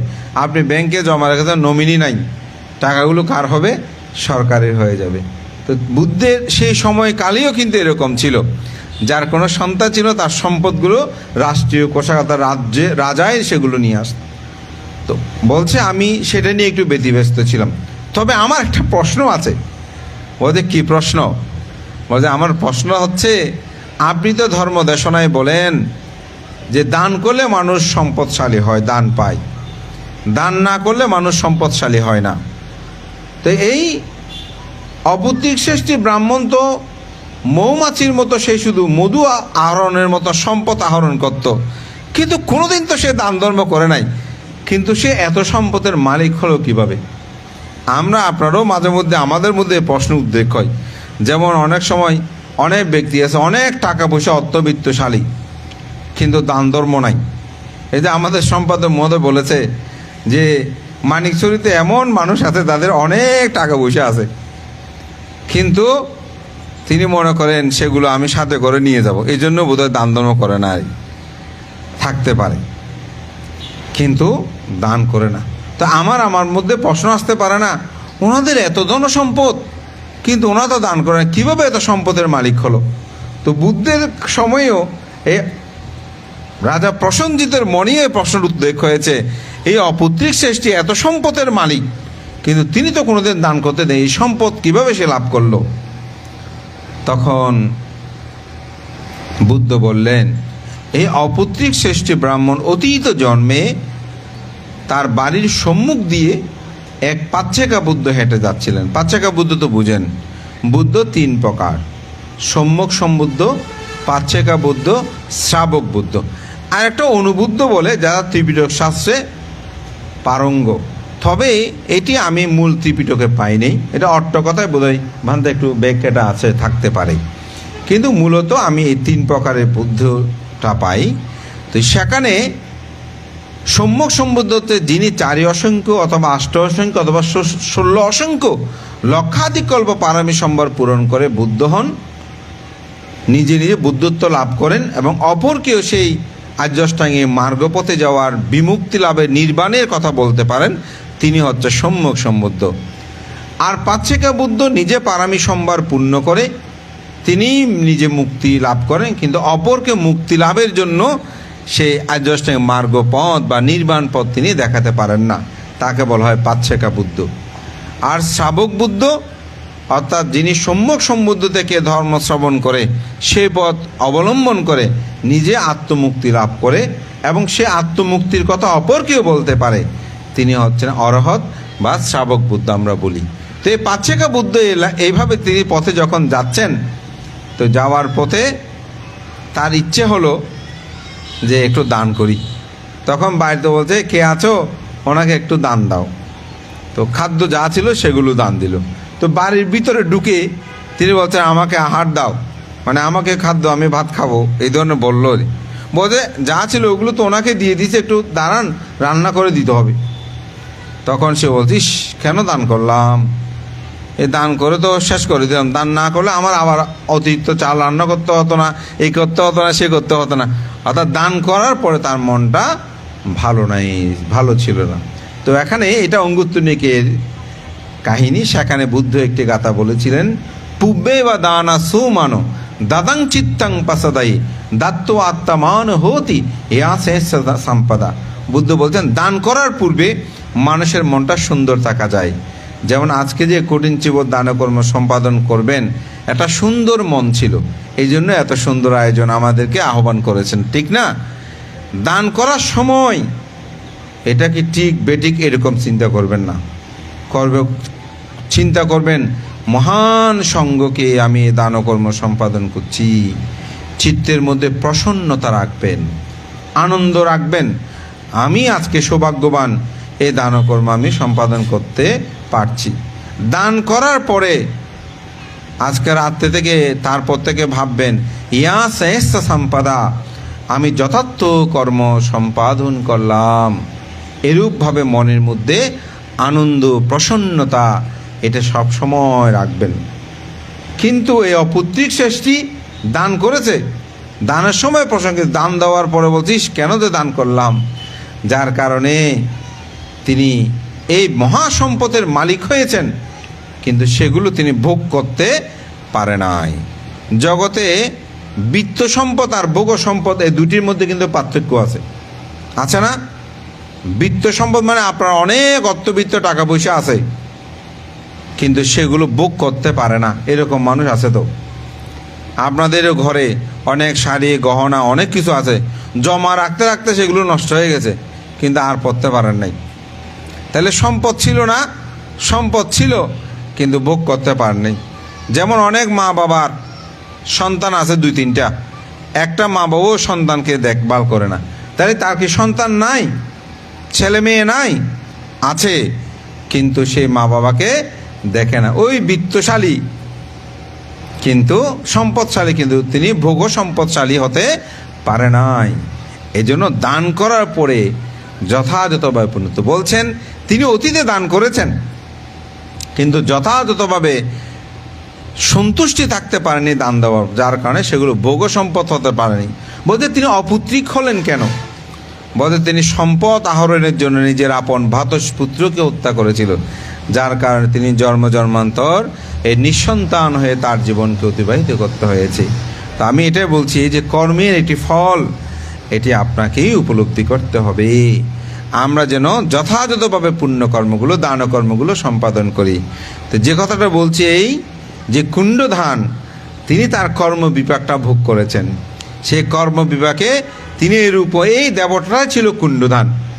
যখন তিনি অরহত হলেন, এরপর থেকে তার পিছনে আর এই মূর্তি দেখা যেত না। কর্মের বিপাক ভোগ করতে হয়েছে। তো আমরা যদি আমাদের কর্মকে চিন্তা করি, আমি বলবো আমরা অবশ্যই সবসময় ভালো কাজ, সৎ কাজ করব। যারা আধুনিক বিজ্ঞান প্রযুক্তির যুগে স্বর্গ নরকগুলো বিশ্বাস করে না, আমি তাদেরকে বলি, আপনার মা বাবা আপনার জন্য কি করেছে সেটা বিশ্বাস করার জন্য কি স্বর্গ নরকে যেতে হবে? সেটা বিশ্বাস করতে স্বর্গ নরকে যেতে হবে না। আপনি নিজে তো মা বাবা হয়েছেন, সুতরাং আপনার মা বাবা আপনার জন্য যেরকম করেছে অনুরূপভাবে আপনি আপনার সন্তানের জন্য সেরকম করছেন। তো সুতরাং আপনি যখন বাড়িতে ফিরেন অফিস কাজ শেষ করে, আমার সন্তান কোথায়, স্কুলে গিয়েছে কিনা, অমুক খেয়েছে কিনা, অমুক করেছে কিনা, এই প্রশ্নগুলো আপনি জিজ্ঞাসা করেন। আপনার মা যে আরেকটা রুমে আছে তার কাছে গিয়ে কি জিজ্ঞাসা করেন, মা তুমি এটা খেয়েছো কিনা, বাবা তুমি এটা খেয়েছো কিনা, তুমি এটা করেছো কিনা। আমি মনে করি এটি আমাদের উপলব্ধি করা দরকার। একটা সোশ্যাল মিডিয়া খুব সুন্দর, এটা অনেক কিছু শিক্ষণীয় আছে। মাকে দিয়েছে একটা ওল্ড হোম, বৃদ্ধ আশ্রমে। তো ওখানে একজন তিনি এটা নিয়ে অনুসন্ধান করছে, মা খুব অসুস্থ, ছেলে দেখতে আসে না। তো ছেলেটাকে ফোন দিয়ে বলছে, আমি অমুক থেকে অমুক বলছি, এটাকে আপনার মা? বলে যে হ্যাঁ মা। তো বলে যে ওনার তো একটা কিডনি নষ্ট হয়ে গেছে, ওনার দুটো কিডনি নষ্ট হয়ে গেছে, তো আপনি একটা কিডনি দিলে উনি বেঁচে থাকবেন, আপনার একটা কিডনি দেন। বলে যে আমি কোথা থেকে কিডনি দেব, আমার একটা ভবিষ্যৎ আছে না, আমি যদি এখন কিডনি দিয়ে দিই তাহলে আমি, আমার স্ত্রী আছে, আমার সন্তান আছে, কীভাবে বাঁচবে? তো বলে যে 10 লাখ টাকার মতো লাগবে, আপনি বলতে আমি এত টাকা কোথায় থেকে দেবো, আমি টাকাও দিতে পারবো না, অমুক করতে পারবো না। এরকম করে লাইনটা সে কেটে দিল যখন বাড়াবাড়ি করছে। তো মাকে ফোন দিল, এই একই ব্যক্তি। তো মাকে ফোন দিয়ে বলছে যে আপনার ছেলের তো 2টা কিডনি নষ্ট হয়ে গেছে, তো এখন আপনি কি করবেন? তখন মা হাউমাউ করে কাঁদতে শুরু করেছে। তো বলছে আপনার কিডনিটাকে একটা কিডনি দিতে পারবেন? বলছে একটা কিডনি না, আমি 2টাই দিয়ে দেব আমার ছেলের জন্য। দেখেন আমাদের দুজনের মধ্যে পার্থক্য। মা 2টা কিডনি দিয়ে দিচ্ছে, আর এই সন্তানে একটা কিডনিও সে দিতে চাচ্ছে না, টাকাও দিতে চাচ্ছে না। কেন বলেন তো? এটাকে বলা হয় মোহ আবরণ। মোহটা এমনভাবে আমাদেরকে আবৃত করে আমরা প্রকৃত সত্যটাকে দর্শন করতে পারি না। যদি প্রজ্ঞা থাকতো, জ্ঞান থাকতো, তাহলে এটা তিনি উপলব্ধি করতে পারতেন। এই প্রজ্ঞার অভাবে, জ্ঞানের অভাবে মানুষ এভাবেই আজকে পরিবার পরিজন, ভাই বোন, আত্মীয় স্বজন, তাদের মধ্যে দ্বন্দ্ব সাংঘাতগুলো হচ্ছে। উপস্থাপক কেন বলেছেন? এটা বাস্তবতা ঘটছে বলে। ভাইয়ে ভাইয়ে বলেন, বোনে বোনে বলেন, আত্মীয় স্বজন বলেন, জ্ঞাতে বলেন, দ্বন্দ্ব সাংঘাত। আপনি বিশ্বের সাংঘাত কেন চিন্তা করেন? গড়ের সাংঘাতগুলো একটু পাবেন না? আমরা তো এখন বলছি আজকে বাংলাদেশে মারামারি, বিদেশে মারামারি, বিশ্বের মধ্যে মারামারি, কাটাকাটি হচ্ছে।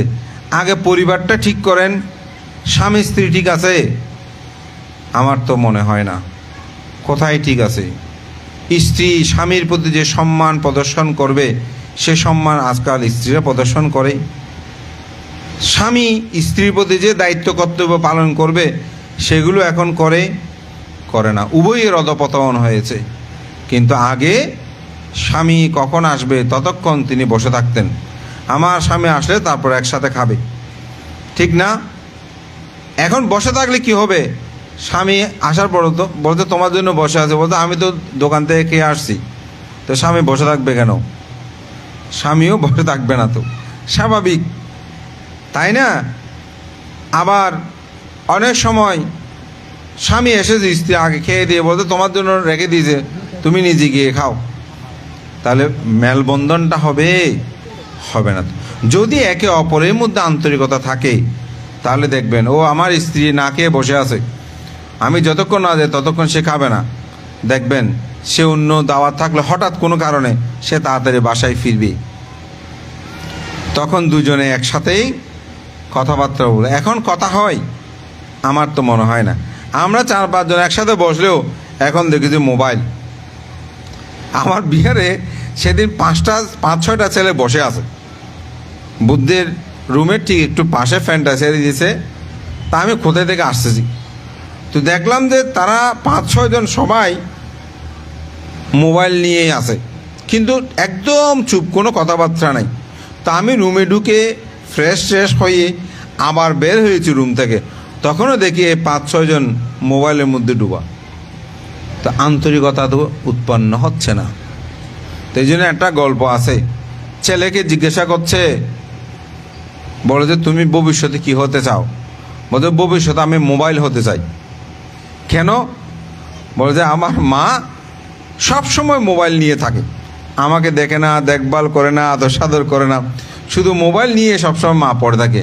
তা আমি ভবিষ্যতে মোবাইল হতে চাই, যাতে মা আমাকে সবসময় দেখে দেখভাল করে। তো আমি এটা সমাজের বাস্তব চিত্র, সুতরাং এখানে আমাদেরকে মগ্ন রাখে। আমাদের লেখা পড়া বিভিন্ন ক্ষেত্রে অন্তরায় সৃষ্টি করে। হ্যাঁ, এটা আমাদের প্রয়োজন।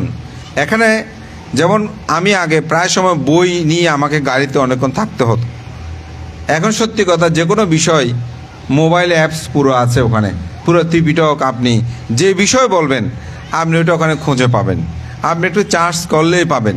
যেমন আজকে আমার ইচ্ছে ছিল দশপারামি নিয়ে বলবো, তা আমি এখানে বসার আগে একটু দেখছিলাম দশপারামি বুদ্ধ কি বলেছেন, কোথায় বলেছেন। আমাদেরকে সহজ করে দিয়েছে জানার জন্য, কিন্তু অত্যন্ত দুর্ভাগ্য আমরা সেটাকে সেভাবে প্রয়োগ করছি না। সুতরাং আমাদের স্বামী স্ত্রীর বন্ধনগুলো সুন্দর হোক। মনে রাখবেন, এই জীবনটা অতি স্বল্প সময়।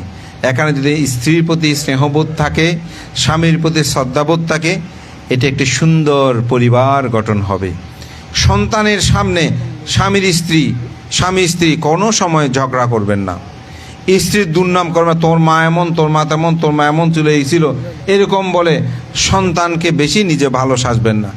আবার অনেক স্ত্রী আছে, তোর বাপ এই করছে, সেই করছে, এমন করছে বলে বাপের দুর্নাম করে। এগুলো তাতে শ্রদ্ধাবোধটা সে হারিয়ে ফেলে। অনেক সময় সে যখন বলে তখন এরকম হয়। তো সুতরাং উদার চিত্ত চেতনা। আপনি যদি বলেন যে তোর কাকাকে এমন বলিস, তেমন শিখিয়ে দেন, একসময় সে আপনাকে সেগুলো বলবে, কিন্তু আপনি এটা আমার ভাইয়ের বিষয়, তুই কোনো সময় আমার বড় ভাইয়ের সাথে, আমার ছোট ভাইয়ের সাথে বেয়াদবি করবি না, এগুলো আমাদের এখানে তুই নাক গলাবি না। দেখবেন সেই সন্তান আপনাকেও কথা বলতে ভয় পাবে। কিন্তু আমরা কি করছি, চলো অমুককে মারবো, তুইও চল, ভাইকে মারার জন্য নিজের দলবল নিয়ে আমরা ছুটি গিয়ে তাকে আক্রমণ করছি। একসময় সে সম্পদের জন্য পিতাকে মারছে। আজকের অবক্ষয় যুগে দেখেন, মৃত্যুবরণ করার পরেও সম্পদ ঠিক মতো ভাগ হয় না, লাশ পড়ে আছে। এটা কি আমাদের সমাজে প্রভাব পড়বে না? পড়বে। এই জন্য ত্যাগময় দীপ্ত যেন হয়, ত্যাগ শিখতি। আগেকার সময়ে কোনো গরিবকে যখন কিছু দিত, ও আমার ছেলে বানতে খুব ভালো দান। এখন মা বাবা কি করেন, এই টিফিন দিয়েছি, টিফিন কি করেছো? মা পথে যাওয়ার সময় একটা ছেলে আমাকে হাত পেতেছে, ওকে টিফিনটা দিয়ে দিয়েছি। আপনি কি করছেন? টিফিন কেন দিয়েছো বলে তাকে মারতে শুরু করেছেন। হেই, টিফিন অন্যকে কেন তোমাকে খেতে দিয়েছি, তুমি না খেয়ে অন্যকে কেন দিয়ে দিয়েছো? ঠিক না? কিন্তু আপনি যদি বলেন, মা বাবা তুমি খুব ভালো করেছো, এরকম দান আমার তো আছে, আমার ছেলে তো টিফিন না খেলে মরবে না, কিন্তু পথে একজন অনাহারী, তাকে যদি আমি দিই তাহলে আমার উপকার হবে না? সে ত্যাগ শিখবে। তো আপনারা মহাকারণিক তথাগত বুদ্ধের জীবন দর্শনে বুদ্ধি সম্ভার পারমে পূর্ণতায় আপনারা হয়তো অনেকে জানেন, সিদ্ধার্থ জন্মগ্রহণের পরেই বলেছেন আমি জ্যেষ্ঠ, আমি শ্রেষ্ঠ, আমি বুদ্ধ হব না। তার পূর্বেও 2 জন্ম কিন্তু তিনি কথা বলেছেন। তার মধ্যে এক জন্ম হচ্ছে বেশান্তর জন্ম। যখন তিনি জন্মগ্রহণ করেন তখন বললেন, মা আমাকে কিছু দাও, আমি দান দেব। তাহলে কি ত্যাগ শিক্ষা, এই ছেলে মেয়েদেরকে ত্যাগ শিক্ষাটা দিতে হয়। যে এদের সঙ্গদান করেন, সঙ্গদান করার পরে এগুলোকে আবার গুছিয়ে দিতে হয়। তা আপনারা আমাদের পূর্ব আচার্যরা কি শিখিয়েছেন, বলে যে এই বান্ধবদের এগুলো ছোট বাচ্চাদেরকে নিয়ে তাদেরকে নিয়ে একটু গুছিয়ে দাও, বুঝিয়ে দাও। কেন? কারণ তার মধ্যে যেন ত্যাগশীলতা উৎপন্ন হয়। এই যে একটা দক্ষিণে দেওয়ার সময় ছেলেকে মাথা ছুঁয়ে দেন, ওকে বলতে তুমি মাথা ছুঁয়ে দাও, এটা দান করার, তাকে শিক্ষাটা দেওয়া, এগুলোই আমাদেরকে পরিবার গঠনে আমি মনে করি এগুলো খুব বেশি প্রয়োজন এবং এই শিক্ষাগুলো দেওয়া দরকার।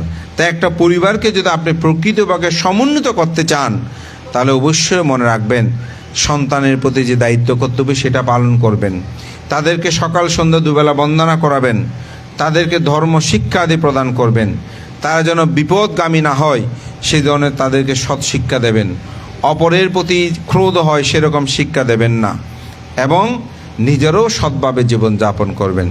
আপনি ছেলে মেয়ের সামনে মিথ্যা বলেন কিন্তু তার কাছে সত্যটা খোঁজেন, কখনো পাবেন? কখনো সেটা আপনি লাভ করতে পারবেন না। তাই আমি বলবো পিতামাতার প্রতি যে দায়িত্ব কর্তব্য এটা সন্তানরাও পালন করবে। যদি মনে করেন যে না শুধু ছেলেমেয়েরা আমাদেরকে দেখবে না, সন্তানের প্রতিও কিছু দায়িত্ব আছে। ছেলেমেয়ে যথাযথ শিল্প শিক্ষা প্রদান করা, বিনয়ী শিক্ষা প্রদান করা, কোনটি সৎ কোনটি অসৎ সেই শিক্ষাটা দেওয়া, বাবা এটা করলে পাপ হবে, এটা করলে পুণ্য হবে, সৎ শিক্ষাটা দেওয়া, নিজের অর্জিত সম্পদ তাদেরকে সমবন্টন করে দেওয়া, এগুলো ছেলে মেয়েদেরকে সমান, বা একটাকে বেশি দিলেন একটাকে কম দিলেন তাতে কিন্তু তারা অভিযোগ করবে, সেক্ষেত্রে তাদেরকে সমদৃষ্টিকোণটা যেন বিদ্যমান থাকে। এইভাবেই যদি আমরা একটা পরিবার সমাজকে গঠন করতে পারি তবেই সেখানে সমৃদ্ধটা আসবে। আমি যে কথাগুলো ধর্মের বাইরে নয়, এগুলো মানুষের জাগতিক জীবনের যে দুঃখ, এই দুঃখ থেকে যদি তিনি মুক্তি লাভ করতে চায় তাকে অবশ্যই এই পুণ্যময় জীবনযাপনটা করতে হবে। তো আজকে দানোত্তম শুভ কঠিন চিবর দান মহাকারণিক তথাগত বুদ্ধ এই কঠিন চিবর দানের আনিশংস ব্যাখ্যা করতে অনবতপ্তের সহস্র পদ্মপূর্তি গিয়ে তিনি 500 অরহৎ ভিক্ষু সংঘকে নিয়ে সেখানে বলেছিলেন, আমি যে গাথাটা ভাষণ করেছি সে নাগিতস্থবিদ বুদ্ধের শিষ্যদের মধ্যে তিনি বলেছিলেন যে কাঠিনা দানাং দাত্তওয়ানা সাঙ্গি গুণবারুত্তমে ইতদিংস মহাকাব্যে নাবিজানামি দুর্গতিন। বুদ্ধ এখানে তার শিষ্যকে যখন নির্দেশ দেন নাগিতস্থ বলেন 30 কল্প পূর্বে শিখি বুদ্ধের সময়কালে আমি একটি মাত্র কঠিন চিবর দান করে আমি 30 কল্প পর্যন্ত নরক দুর্গতিতে গমন করি নাই। বুদ্ধ বলছেন তাসমাহি জানা মানে না কাঠিনাস্যা গুণাং বাহুং দাতাব্যাং কাঠিনাং দানাং বাবিষ্যতে মহাপলাং। এই কঠিন চিবর দানের আনিসঙ্গ সম্পর্কে জেনে জীবনের জন্য আমরা একবার হলে কঠিন চিবর দান কর্ম সম্পাদন করি। তাই আমি বলবো যে যেমন কর্ম তার ফলটি তেমনই হয়। আজকে যে এই মহান কঠিন চিবর দান কর্ম সম্পাদন তার আনিসংস আপনি লাভ করতে পারবেন। ইহু জীবনে আমরা দেখি আপনি যখন একটা ভালো কাজ করেন তার ভালো ফল আপনি লাভ করবেন, যদি খারাপ করেন তাহলে খারাপ ফল আপনাকে লাভ করতে হবে, আজকে হোক কালকে হোক। এই জন্য একটা কথা আছে, প্রকৃতি কখনো মানুষের কর্মকে উপেক্ষা করে না, প্রকৃতির নিয়মেই সেই কর্মের ফল তাকে ভোগ করতে হয়।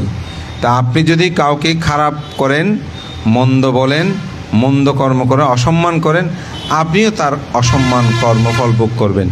কাউকে যদি আপনি সম্মান করেন, শ্রদ্ধা করেন, আপনি তার ফল আপনি সম্মান লাভ করবেন। এই জন্যই জগতে সমস্ত কিছু কর্মের উপর নির্ভরশীল। তা আমি বলবো আমাদের আজকের আধুনিক বিজ্ঞান প্রযুক্তির এই যুগে আমরা যদি স্বর্গ নরক মানতে নাও চাই, তাহলে আমরা যেন কর্মফলকে বিশ্বাস করে বুদ্ধের ধর্ম দর্শনে যে চতুরার্য সত্য আর অষ্টাঙ্গিক মার্গ সেই পথে আমাদের জীবনকে অতিবাহিত করি।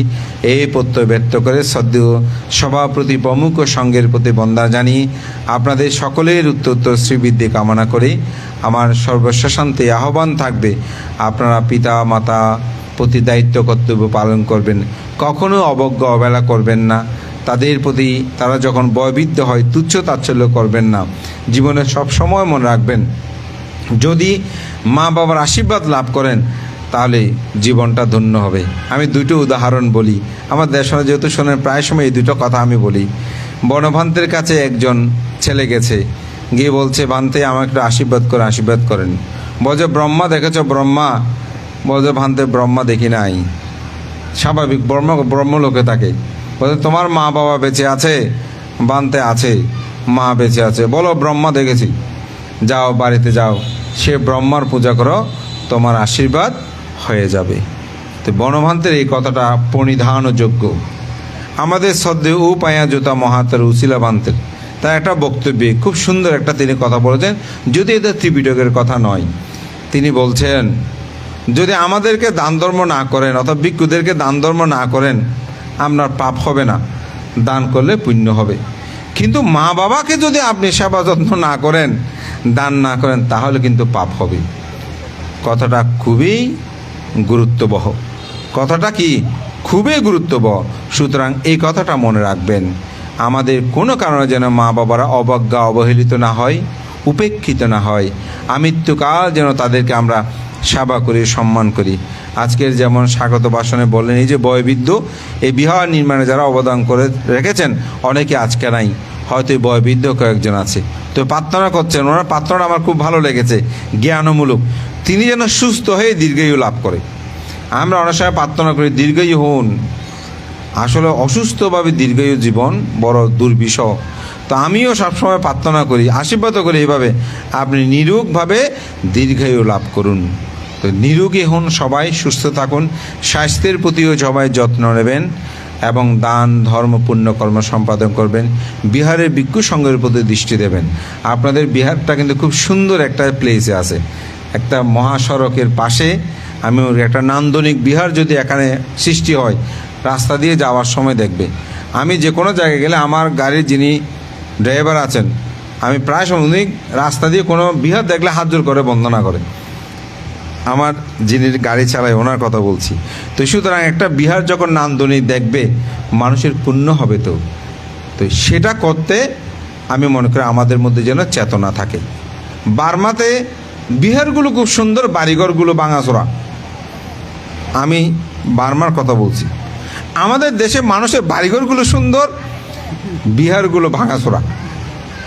অথচ একটা মানুষ যখন বেড়াতে আসে, প্রথমে বলে যে তোমাদের বিহারে যাই, ঠিক না? তো এই বিহারটা যদি সুন্দর হয়, তখন বলছে এখানকার মানুষগুলো সুন্দর, যেটা হবে একটা সুন্দর বিহার করেছে। তা আপনার টাকা পয়সা কী করবেন? তো আমাদের ডক্টর বি.এম. বড়ুয়ার একটা কথা আছে, এটা বলে শেষ করছি। আমার অর্থ যদি, আপনার অর্থ যদি অপরের উপকারে না আসে, সে অর্থ বৃথা। আপনার লেখনীতে যদি অপরের উপকার না আসে, সে লেখনীতে বৃথা। আপনার কথনে যদি অপরের উপকার না হয়, সে কথন বৃথা। আমি যে ধর্মদেশা, এগুলো যদি কারো উপকার না আসে, আমার এই কথাগুলো বৃথা।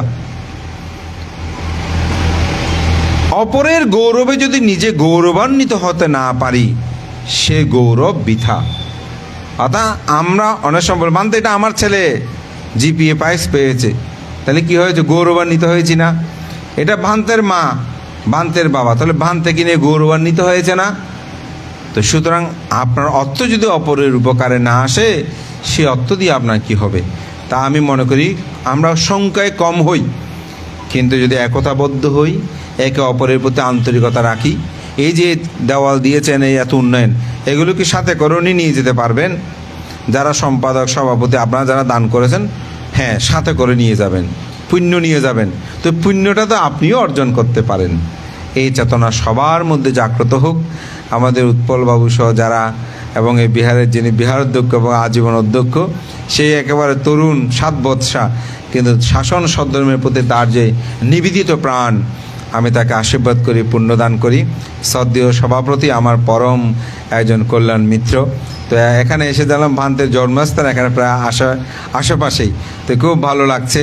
আশা করি ভান্ত যদি এদিকে সুদৃষ্টি রাখে, আপনাদের প্রতি আন্তরিকতা বৎসল থাকে, অবশ্যই উন্নতি শ্রীবৃদ্ধি হবে। আজকে বাংলা যে সমগ্র ত্রিপিটক এখানে অনুবাদ হয়েছে, এই শ্রদ্ধেয় সত্যপাল ভান্তেরও কিন্তু অবদান। তার অনেক ছাত্র যারা পালি শিক্ষা অর্জন করে, এই ত্রিপিটক গ্রন্থ অনুবাদে অনবদ্য ভূমিকা রেখেছেন। তাই আমি মহান সংঘকে বন্দনা জানিয়ে, সভাপতির প্রতি বন্দনা জানিয়ে, আপনাদের সকলের উত্তর শ্রীবৃদ্ধি কামনা করে, সবাই দানময় শিলময় ভাবনয় পুনরাসের মাধ্যমে আপনাদের জীবনকে সার্থক করে, এই প্রত্যয় ব্যক্ত করে আমার নাতি দীর্ঘ ধর্মকথা শেষ করছি। জগতের সকল প্রাণী সুখী হোক।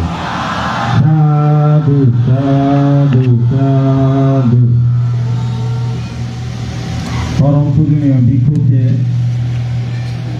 রাজগিরি মৈত্রী পরিচালনা কমিটির পক্ষ থেকে এবং সকল দায়িত্বের পক্ষ থেকে শ্রদ্ধা চিত্তে নতশিরে আবারও জানা জ্ঞাপন করছি আমাদেরকে এই নাতি দীর্ঘ ধর্মদেশনা প্রদান করার জন্য। এখন ধর্মদেশনা সহ এই দানোত্তম শুভ কঠিন শিব দানের সকল কার্যক্রম সমাপ্ত করার জন্য আমি বিনীতভাবে বন্দনা জ্ঞাপন করছি। তার পূর্বেই শুভ দানোত্তম কঠিন শিব দান উপলক্ষে রাজগিরি মৈত্রী বৌদ্ধবিহারে মধ্যম মাদ্রাসা হাটদারি থেকে সম্পূর্ণ ত্রিপিটক দান করেছে চিত্তরঞ্জন বড়ুয়া ও শ্রী সুমা বড়ুয়া। আমরা ওনাদের পরিবারের সুস্বাস্থ্য এবং মঙ্গল কামনায় সবাই সাধুবাদ প্রদান করি। সাধু সাধু সাধু। এবং শ্রদ্ধেয় সভাপতির ধর্মদর্শনার পূর্বে রাজগিরি মৈত্রী বৌদ্ধবিহারের সুযোগ্য বিহার অধিপতি পরম পূজনীয় শ্রদ্ধেয় জিনমিত্র ভান্তে এবং সদনমূলকী ভাবনা কেন্দ্রের শিষ্যবৃন্দ সহ যারা প্রায় 15-20 জন শিষ্যবৃন্দ আছেন, ওনাদের চিকিৎসার জন্য যারা একটু সহযোগিতা করার জন্য আমি প্রত্যেকের কাছে বিনয় সহিত অনুরোধ করছি। শ্রদ্ধেয় ভান্তের শিষ্যমণ্ডলে যারা আছেন হঠাৎ করে মাঝে মধ্যে অসুস্থ হয়ে যান, তাদের চিকিৎসার জন্য আপনারা একটু সহযোগিতা করার জন্য আমি সকলের কাছে উদাত্ত আহ্বান করছি। আপনারা 2 মিনিটের মধ্যে এই সহযোগিতা প্রদান করার জন্য আমি বিনীতভাবে অনুরোধ জ্ঞাপন করছি। আর পাশাপাশি চিবর পরিক্রমার জন্য যারা আছে রাজগিরি মৈত্রী বৌদ্ধবিহারের যুব সম্প্রদায় চিবর পরিক্রমাটাও করে ফেলার জন্য, এবং পাশাপাশি আমার এবারে শুভদানোত্তম কঠিন শিব দানের সবাই মূল্যবান বক্তব্য সহ ধর্মদেশনা সহ সবার সকল কার্যক্রম সমাপ্ত করার জন্য আমি বিনীতভাবে বন্দনা জ্ঞাপন করছি। গহিরা যতমানাম বিহারীর সুযোগ্য বিহারাধিপতি বিদর্শনাচার্য পরম পূজনীয় শ্রদ্ধেয় সত্যপাল মহাতের ভান থেকে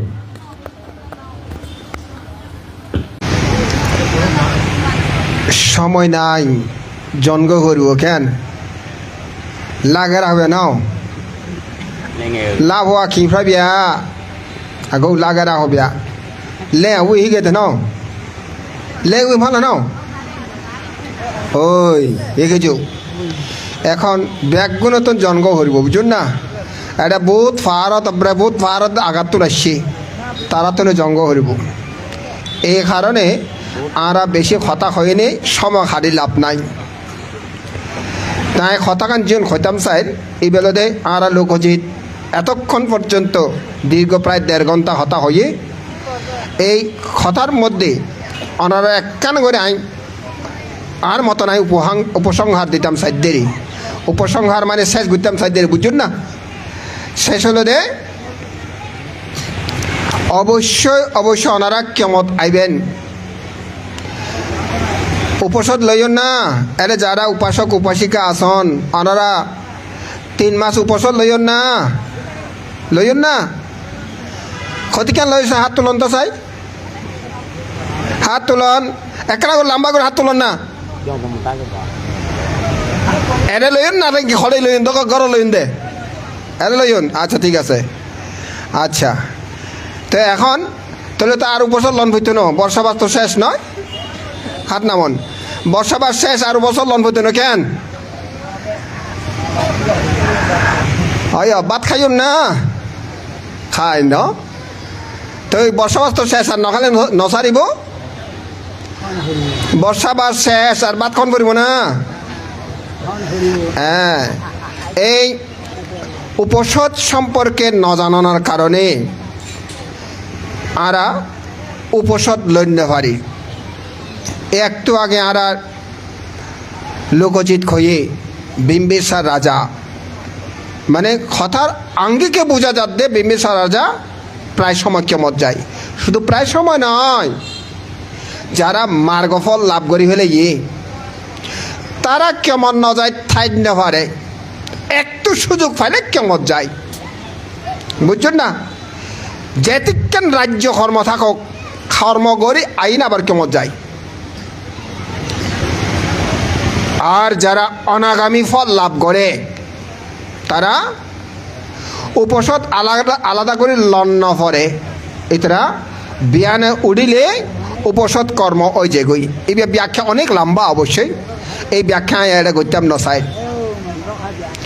ওনারা উপসদ মানে কি জানেন না? ব্রহ্মচর্য জীবন। ব্রহ্মা ওই বললাই ওই যে ব্রহ্মা মা বাবার হয়ে দে, মা বাবা ভাই বোন বেগুন ব্রহ্মা ওই বললাই বলেই উপসদ লয় দে, বুঝছেন না? ব্রহ্মা ওই বললাই অতলা হদ্দে অব্রহ্মচারিয়া বীরামণি শিক্ষাপদং সমাধি আমি। অব্রহ্মচর্যের মতন চলতাম ন, এই শিক্ষাপদ গ্রহণ করি কেন? বিরত থাকিম, অব্রহ্মচর্যর নচলিবালে বিরত থাকিম। অতলাই আইন শিক্ষাপদ গ্রহণ করি এ কথাং হয়। তাই উপসদ কর্মকরণ ফরদে এই কারণে, কারণ আর তুন বুদ্ধের কথা বলি যায় গই, ধর্মের কথা বলি যায় গই, সঙ্গের কথা বলি যায় গই। দায়ক যারা আছে তারা এক সপ্তাহ ন থাকে, এক সপ্তাহ পরে বলি যায় গই। অতাল্লাই প্রত্যেক সপ্তাহে একদিন উপসদ লন ফরে। কি কারণে? যেহেতু সংসার আছে সেহেতু। আর বান্তরাতে 15 দিন মনত থাকে, বুঝছেন না? 15 দিনের তো বেশি মনে ন থাকে। তাহলে প্রতি 15 দিন পর প্রতি 15 দিনের মাথায় বান্তরাতুন উপসদ লন ফরে, উপসদ গরণ ফরে বান্তরাতুন।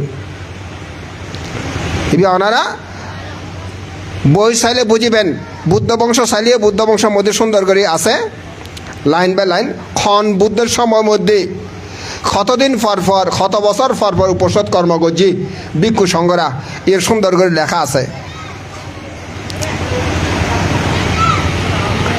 এখন আরা এই যে জীবন হইয়ে মা বাবারের দায়িত্ব, একে অপরের দায়িত্ব ইউন আর দায়িত্ব পালন করি নভারে দিই, বুঝিত নভারণ কারণে দায়িত্ব পালন নকরি। যারা দায়িত্ব পালন নকরে তারা শীল পূর্ণ নয় বলে হয়, বুদ্ধ বুঝছেন না? যারা দায়িত্ব পালন নকরে তারা শীল পূর্ণ নয়। এবার কি? বাত্তাং না পরিপূরাতি না শীলা পরিপূরাতি। যারা ব্রত পূর্ণ নগর, ব্রত মানে কি? খাস খাস খাস মানে দায়িত্ব। যারা দায়িত্ব পালন, দায়িত্ব কি? আর দায়িত্ব কি? অপরে ভালোবাসন, অপরে স্নেহ করণ, অপরে শ্রদ্ধা করণ, এগুলোতে আর দায়িত্ব, বুঝছেন না? এইগুলোতে আর দায়িত্ব, ভালোবাসন, স্নেহকরণ, শ্রদ্ধাকরণ আর দায়িত্ব। এই বেলাতে অধিকার, বেকি অধিকার।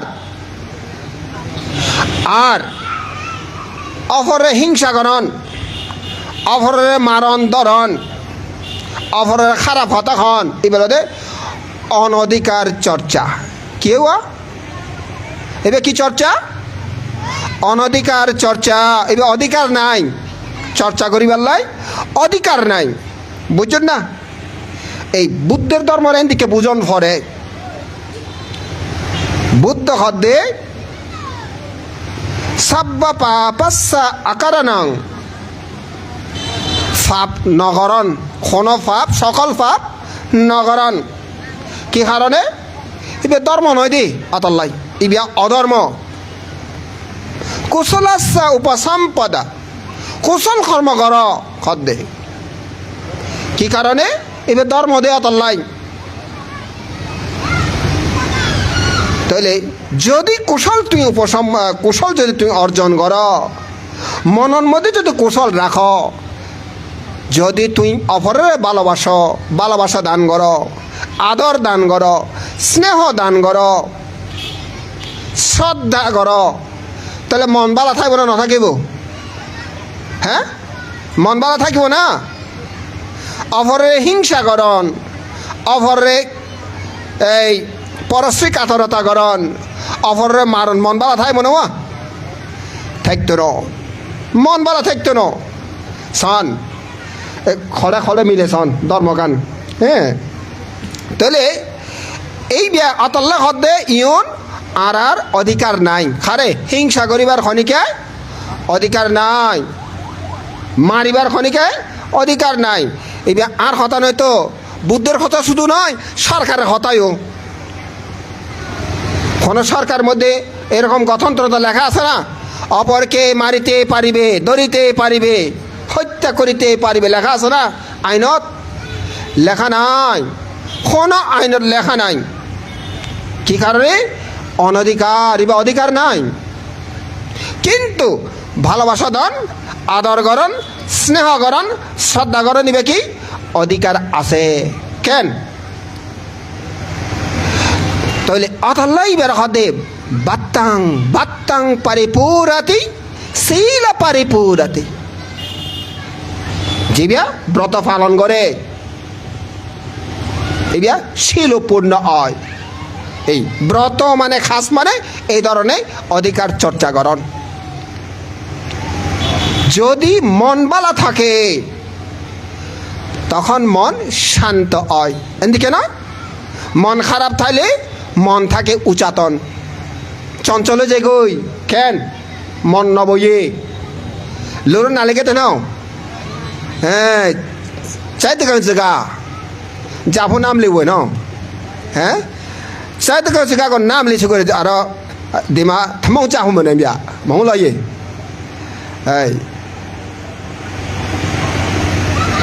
এখন এই যে অধিকার চর্চা যখন করে বিয়ার খদে ব্রত, যখন মন অধিকার চর্চা করে মন বালা হয়, মন বালা হইলে মন শান্ত হয়। অতলা হদ্দে বুদ্ধ সাচিত্তা পারি ইউদাপানা, নিজের চিত্তকে পরিশোধন করো, নিজের চিত্তরে পরিশোধন করন। শীল যখন পূর্ণ হয় এনে আপনাতে চিত্ত শোধন হয়, পরিশোধন হয়। বুঝছেন না? চিত্ত সুন্দরে যে গই শীল যখন পূর্ণ হয়। অতল্লা হদ্দে বাত্তাং না পারিপৌরান্তি না শীলা পারিপৌরাতে। ইন সুন্দর এই ব্রত পূর্ণ না করলে শীল পূর্ণ নয়। কিন্তু ইউ বাত্তাং পারিপৌরাতি সুশীলাং পারিপৌরান্তি। যে বিয়া ব্রত পূর্ণ করে বিয়া শীলও পূর্ণ হয়। আর ব্রত পূর্ণ না করলে অশুদ্ধ শীল দুপান্য। যারা শীল পূর্ণ, যারা ব্রত পূর্ণ না করে তার শীল পূর্ণ নয়। অশুদ্ধ শীল দ্বারা, দুষ্প্রাজ্ঞর দ্বারা দুঃখানা পরিমুচ্ছতি, তারা দুঃখতুন মুক্ত অন্য পারে। বুঝছেন না? ব্যাগুণে দুঃখতুন মুক্ত হইতে সন না। ও একটা দুঃখতুন মুক্ত ইত্যাদি খান অবুদ্ধ একটা আশীর্বাদ কর বানতে একটা আশীর্বাদ করন ওয়া দুঃখতুন মুক্ত ইত্যাদি পাই। আর একখানা বুড়ো হইলে যেতে অসুখ বিসুখ কষ্ট পায় এত হয় দে বানতে একখানা আশীর্বাদ করন তাড়াতাড়ি মরিত তারি খান না, মরিবেলা এত বান্তারা তুন আশীর্বাদ চাই, একখানা আশীর্বাদ করন একখানা তাড়াতাড়ি মরিত তারি খান। ও এখন যেই বানতে যদি কোনো কারণে যদি হয় দে আই আই আই আশীর্বাদ করি তুই মরি যোগই, তুই মরি যোগ হলে তো বানতে অবস্থা খারাপ, বানতে পারা যে কইব। বুঝছেন না? এদিকে যদি মরি যাই কই হয় সাধু সাধু তুই তাড়াতাড়ি মরি যোগ হলে তাড়াতাড়ি মরি গেলে বানতে পারা যে কইব। যেই বানতে হয় রে অতাল্লাই মঙ্গল কামনা করতেও জ্ঞান লাগে, জ্ঞান না থাকলে মঙ্গল কামনা করি না পারে। আবার মঙ্গল লতিও জ্ঞান লাগে, জ্ঞান না থাকলে মঙ্গল লড না পারে। বুঝছেন না? তো এখন এই মৈত্রীগিরি বিহারের মধ্যে উপাসক উপাসিকা যারা আসন ওনারা কইম দে সারা বছর যেন বাদ খন পরে ওনারা কেন করিবেন সারা বছর প্রত্যেক সপ্তাহের মধ্যে এড়ে ইয়া লইবেন, শিল লইবেন, উপসর শিল লইবেন।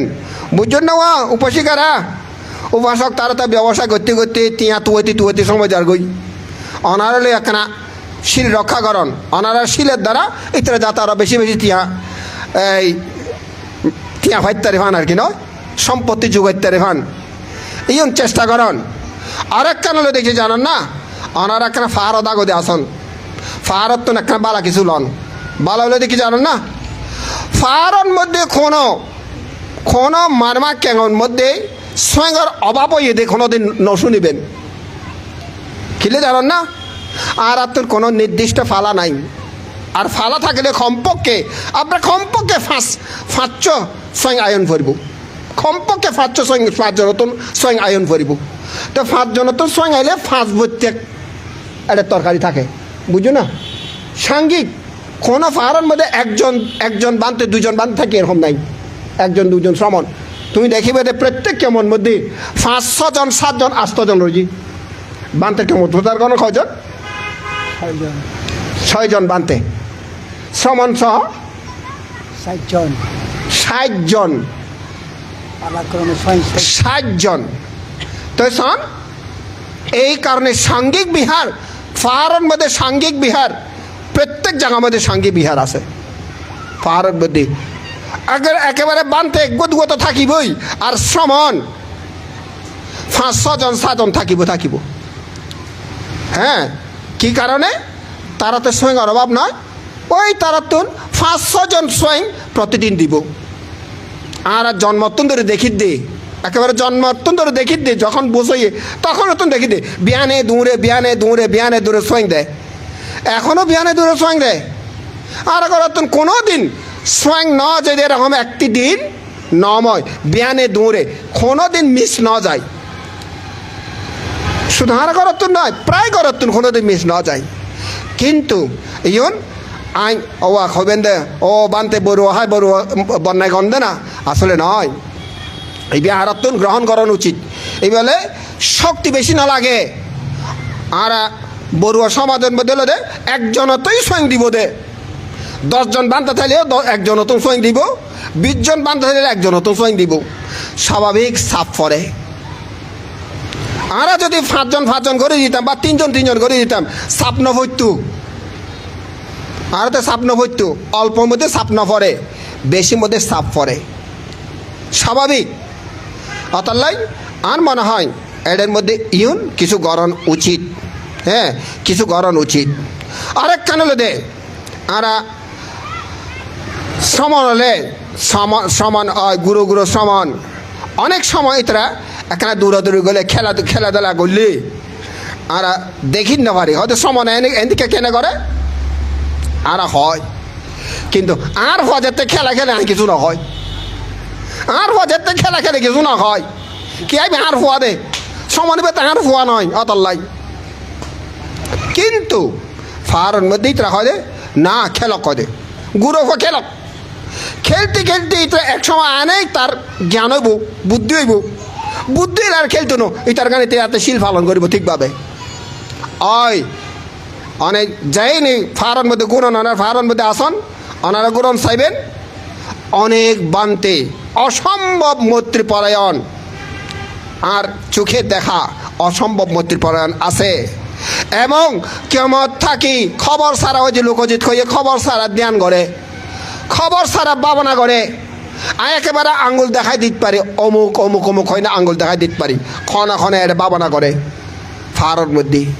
কেমন থাকি ওনারা বুঝি না পারিবেন, ভাবনা করে বুঝি না পারিবেন। হ্যাঁ, প্লেন ডিস্ট্রিক্ট এরকম। আর চোখের দেখা একেবারে আঙ্গুল দেখা দিতে পারি, ক্ষণে এড়ে দুতাঙ্গ পালন করে। কিন্তু কেউ হয় না পারে।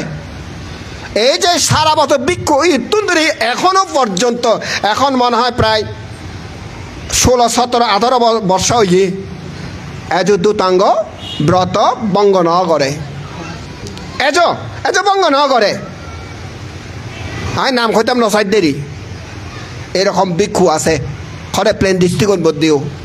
কিন্তু কোনোদিন হরিকেরা না দেখায় আইন দুতাঙ্গ ভালো সাধারণ ওই বান্তারার মতো, ওই ফুরিদ বান্তারের মতন চলে, ফুরিদ বান্তের মতন চলে, কিন্তু নিজের গান নিজে ঠিক রাখি এরকম।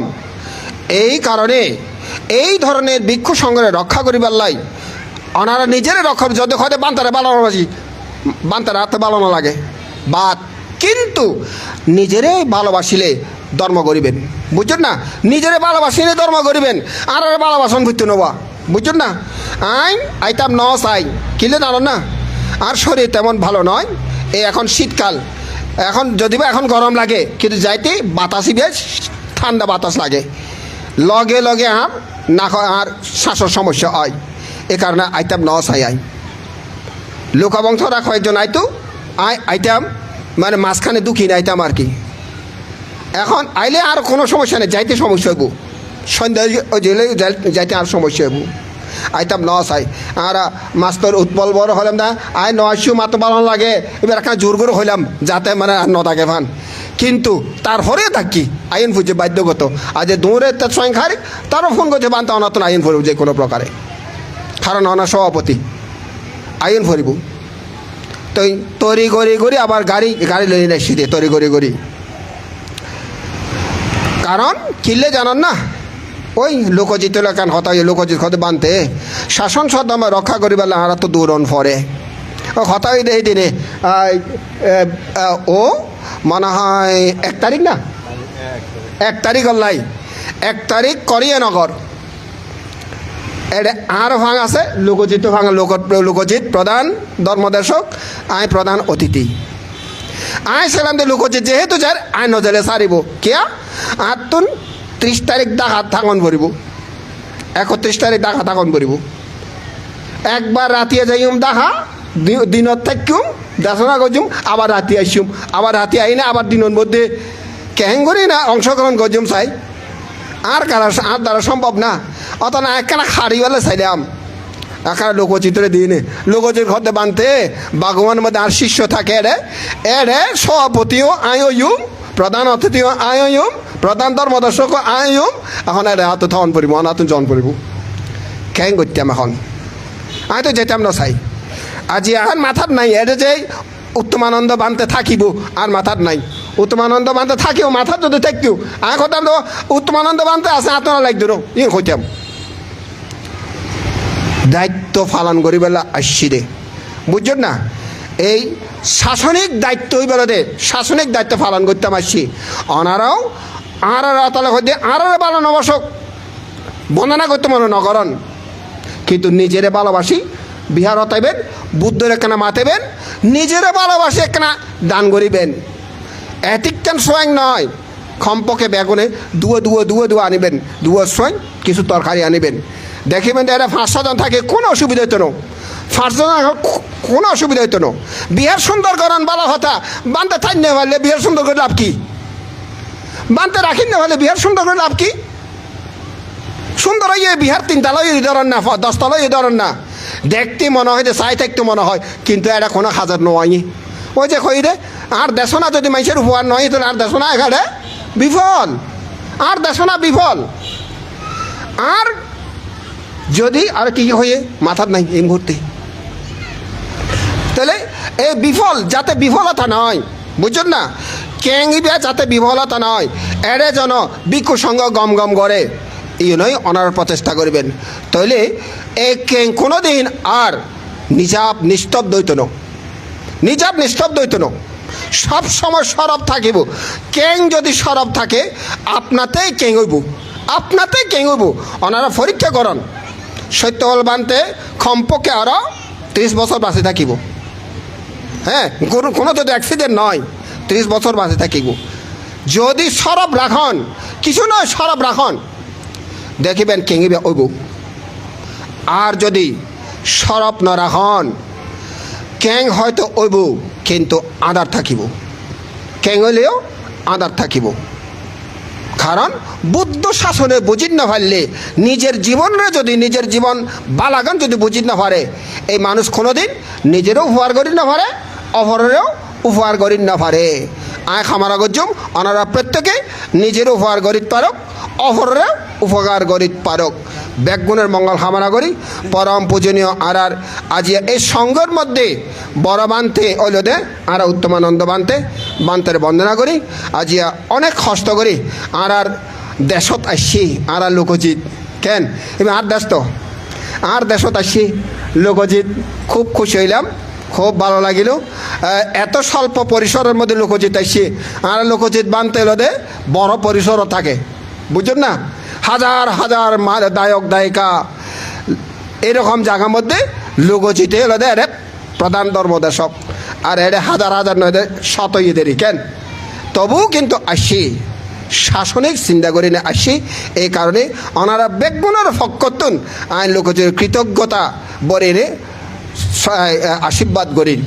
এইভাবে আর সদ্ধর্ম আরও উন্নয়ন করিতে পারুক এ খামারা করি অনুত্তর পুণ্যক্ষেত্র ভিক্ষু সংঘরে বন্দনা করি নে ওনারা ব্যাগুণের প্রতি মৈত্রীম শুভ আশীর্বাদ করি নে আর কথা শেষ করছম শেষ গরিবের আগে আমি প্রার্থনা করি বাকি যাবতীয় খাস আর বড়বান্তে গরিবার লাই সাধু নামদশা শ্রদ্ধাবান উপাসিকা তিনবার নামদশা পড়ো বলুন চিবর হাতও নেবেন কিনে দেখেন তো চিবর নেন তো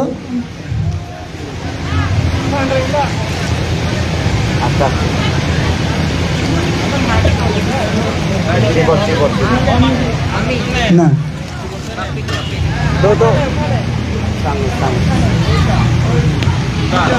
শিবাংশী দুইটা ডবল বুঝি না আমি তো কি ধরনের তৈরি করব কোথায় পাইল দেখি যে দুইতলা আমি যে শেষে দেখি যে সিলেটে ব্যবহার করে দিলা সিধু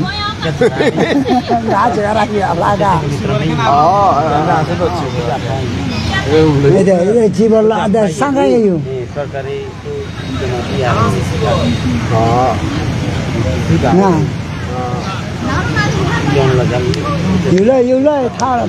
না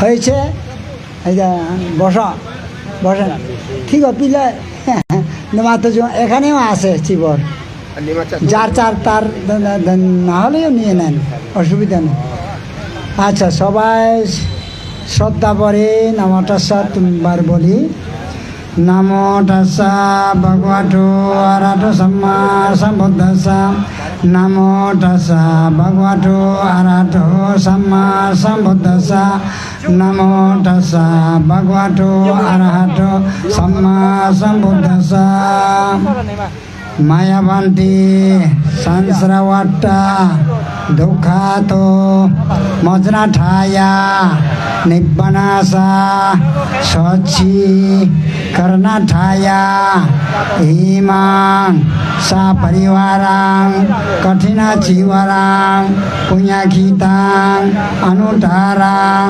भिक्षु संघासा धीमी पूजिमी इमेना कठिना चिवरेना अट्ठारिटु डूट्यम्पि मायावन्ती संस्रवट्टा दुःखातो मज्नाठाया निब्बनासा सच्ची कर्णाठाया हिमां सा परिवारां कठिना चिवरां पुण्यखितां अनुतारां भिक्षु संघासा धीमी पूजिमी इमेना कठिना चिवरेना अट्ठारिटु ताड्यम्पि मायावन्ती संस्रवट्टा दुःखातो मज्नाठाया निब्बनासा सच्ची कर्णाठाया हिमां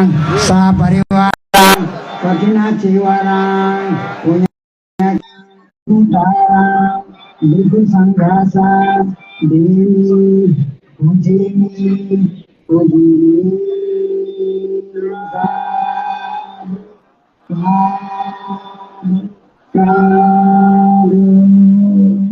এবার গোসা দেন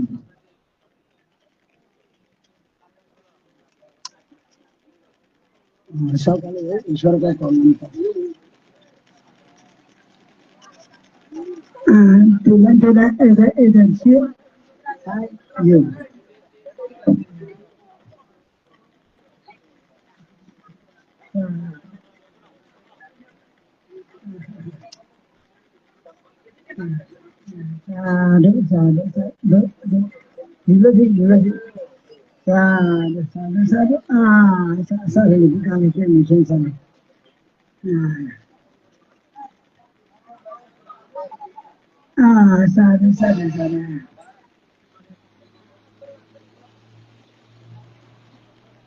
এবার জলদান হয়েছে সবাই মানুষ দে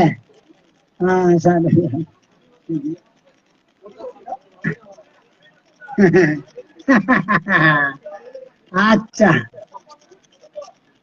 আচ্ছা, সকালেই তো বললাম তো গল্পটা। আচ্ছা বলেন বলেন বলেন, আবার বলেন। সোম শতবান উপাসক উপাসিকা সাপরিবার সমস্ত বলে দিলাম তোরে। তবে আবার বলি, সন্তুষ্ট হওয়ার জন্য আবার বলি,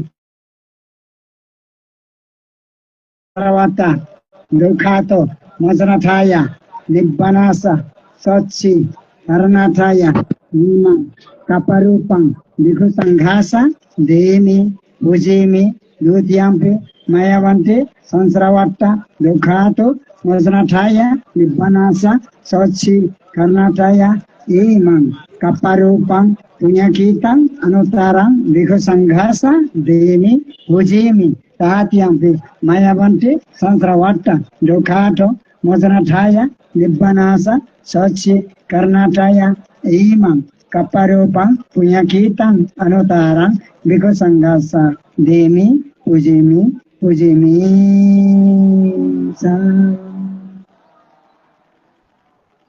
mayavanti santrakatalo dukhato majnathaya kamansa kama balansa saddayitva tisranena sadhi panchamasilani samadayitva mama paraloka gata nyati samasasa mama kalyana mitanca imani pidadanani danavatuni ayasamanta dakina daga sitanca danang dina tang yata sukhang paribhujanta idang bo nyati nontu sukhita hontu nyatayo unname udagabatang yata dina bhavatoti eva meva etadina betana upakapati etavata ca amihi sambada punya sambada sabe deva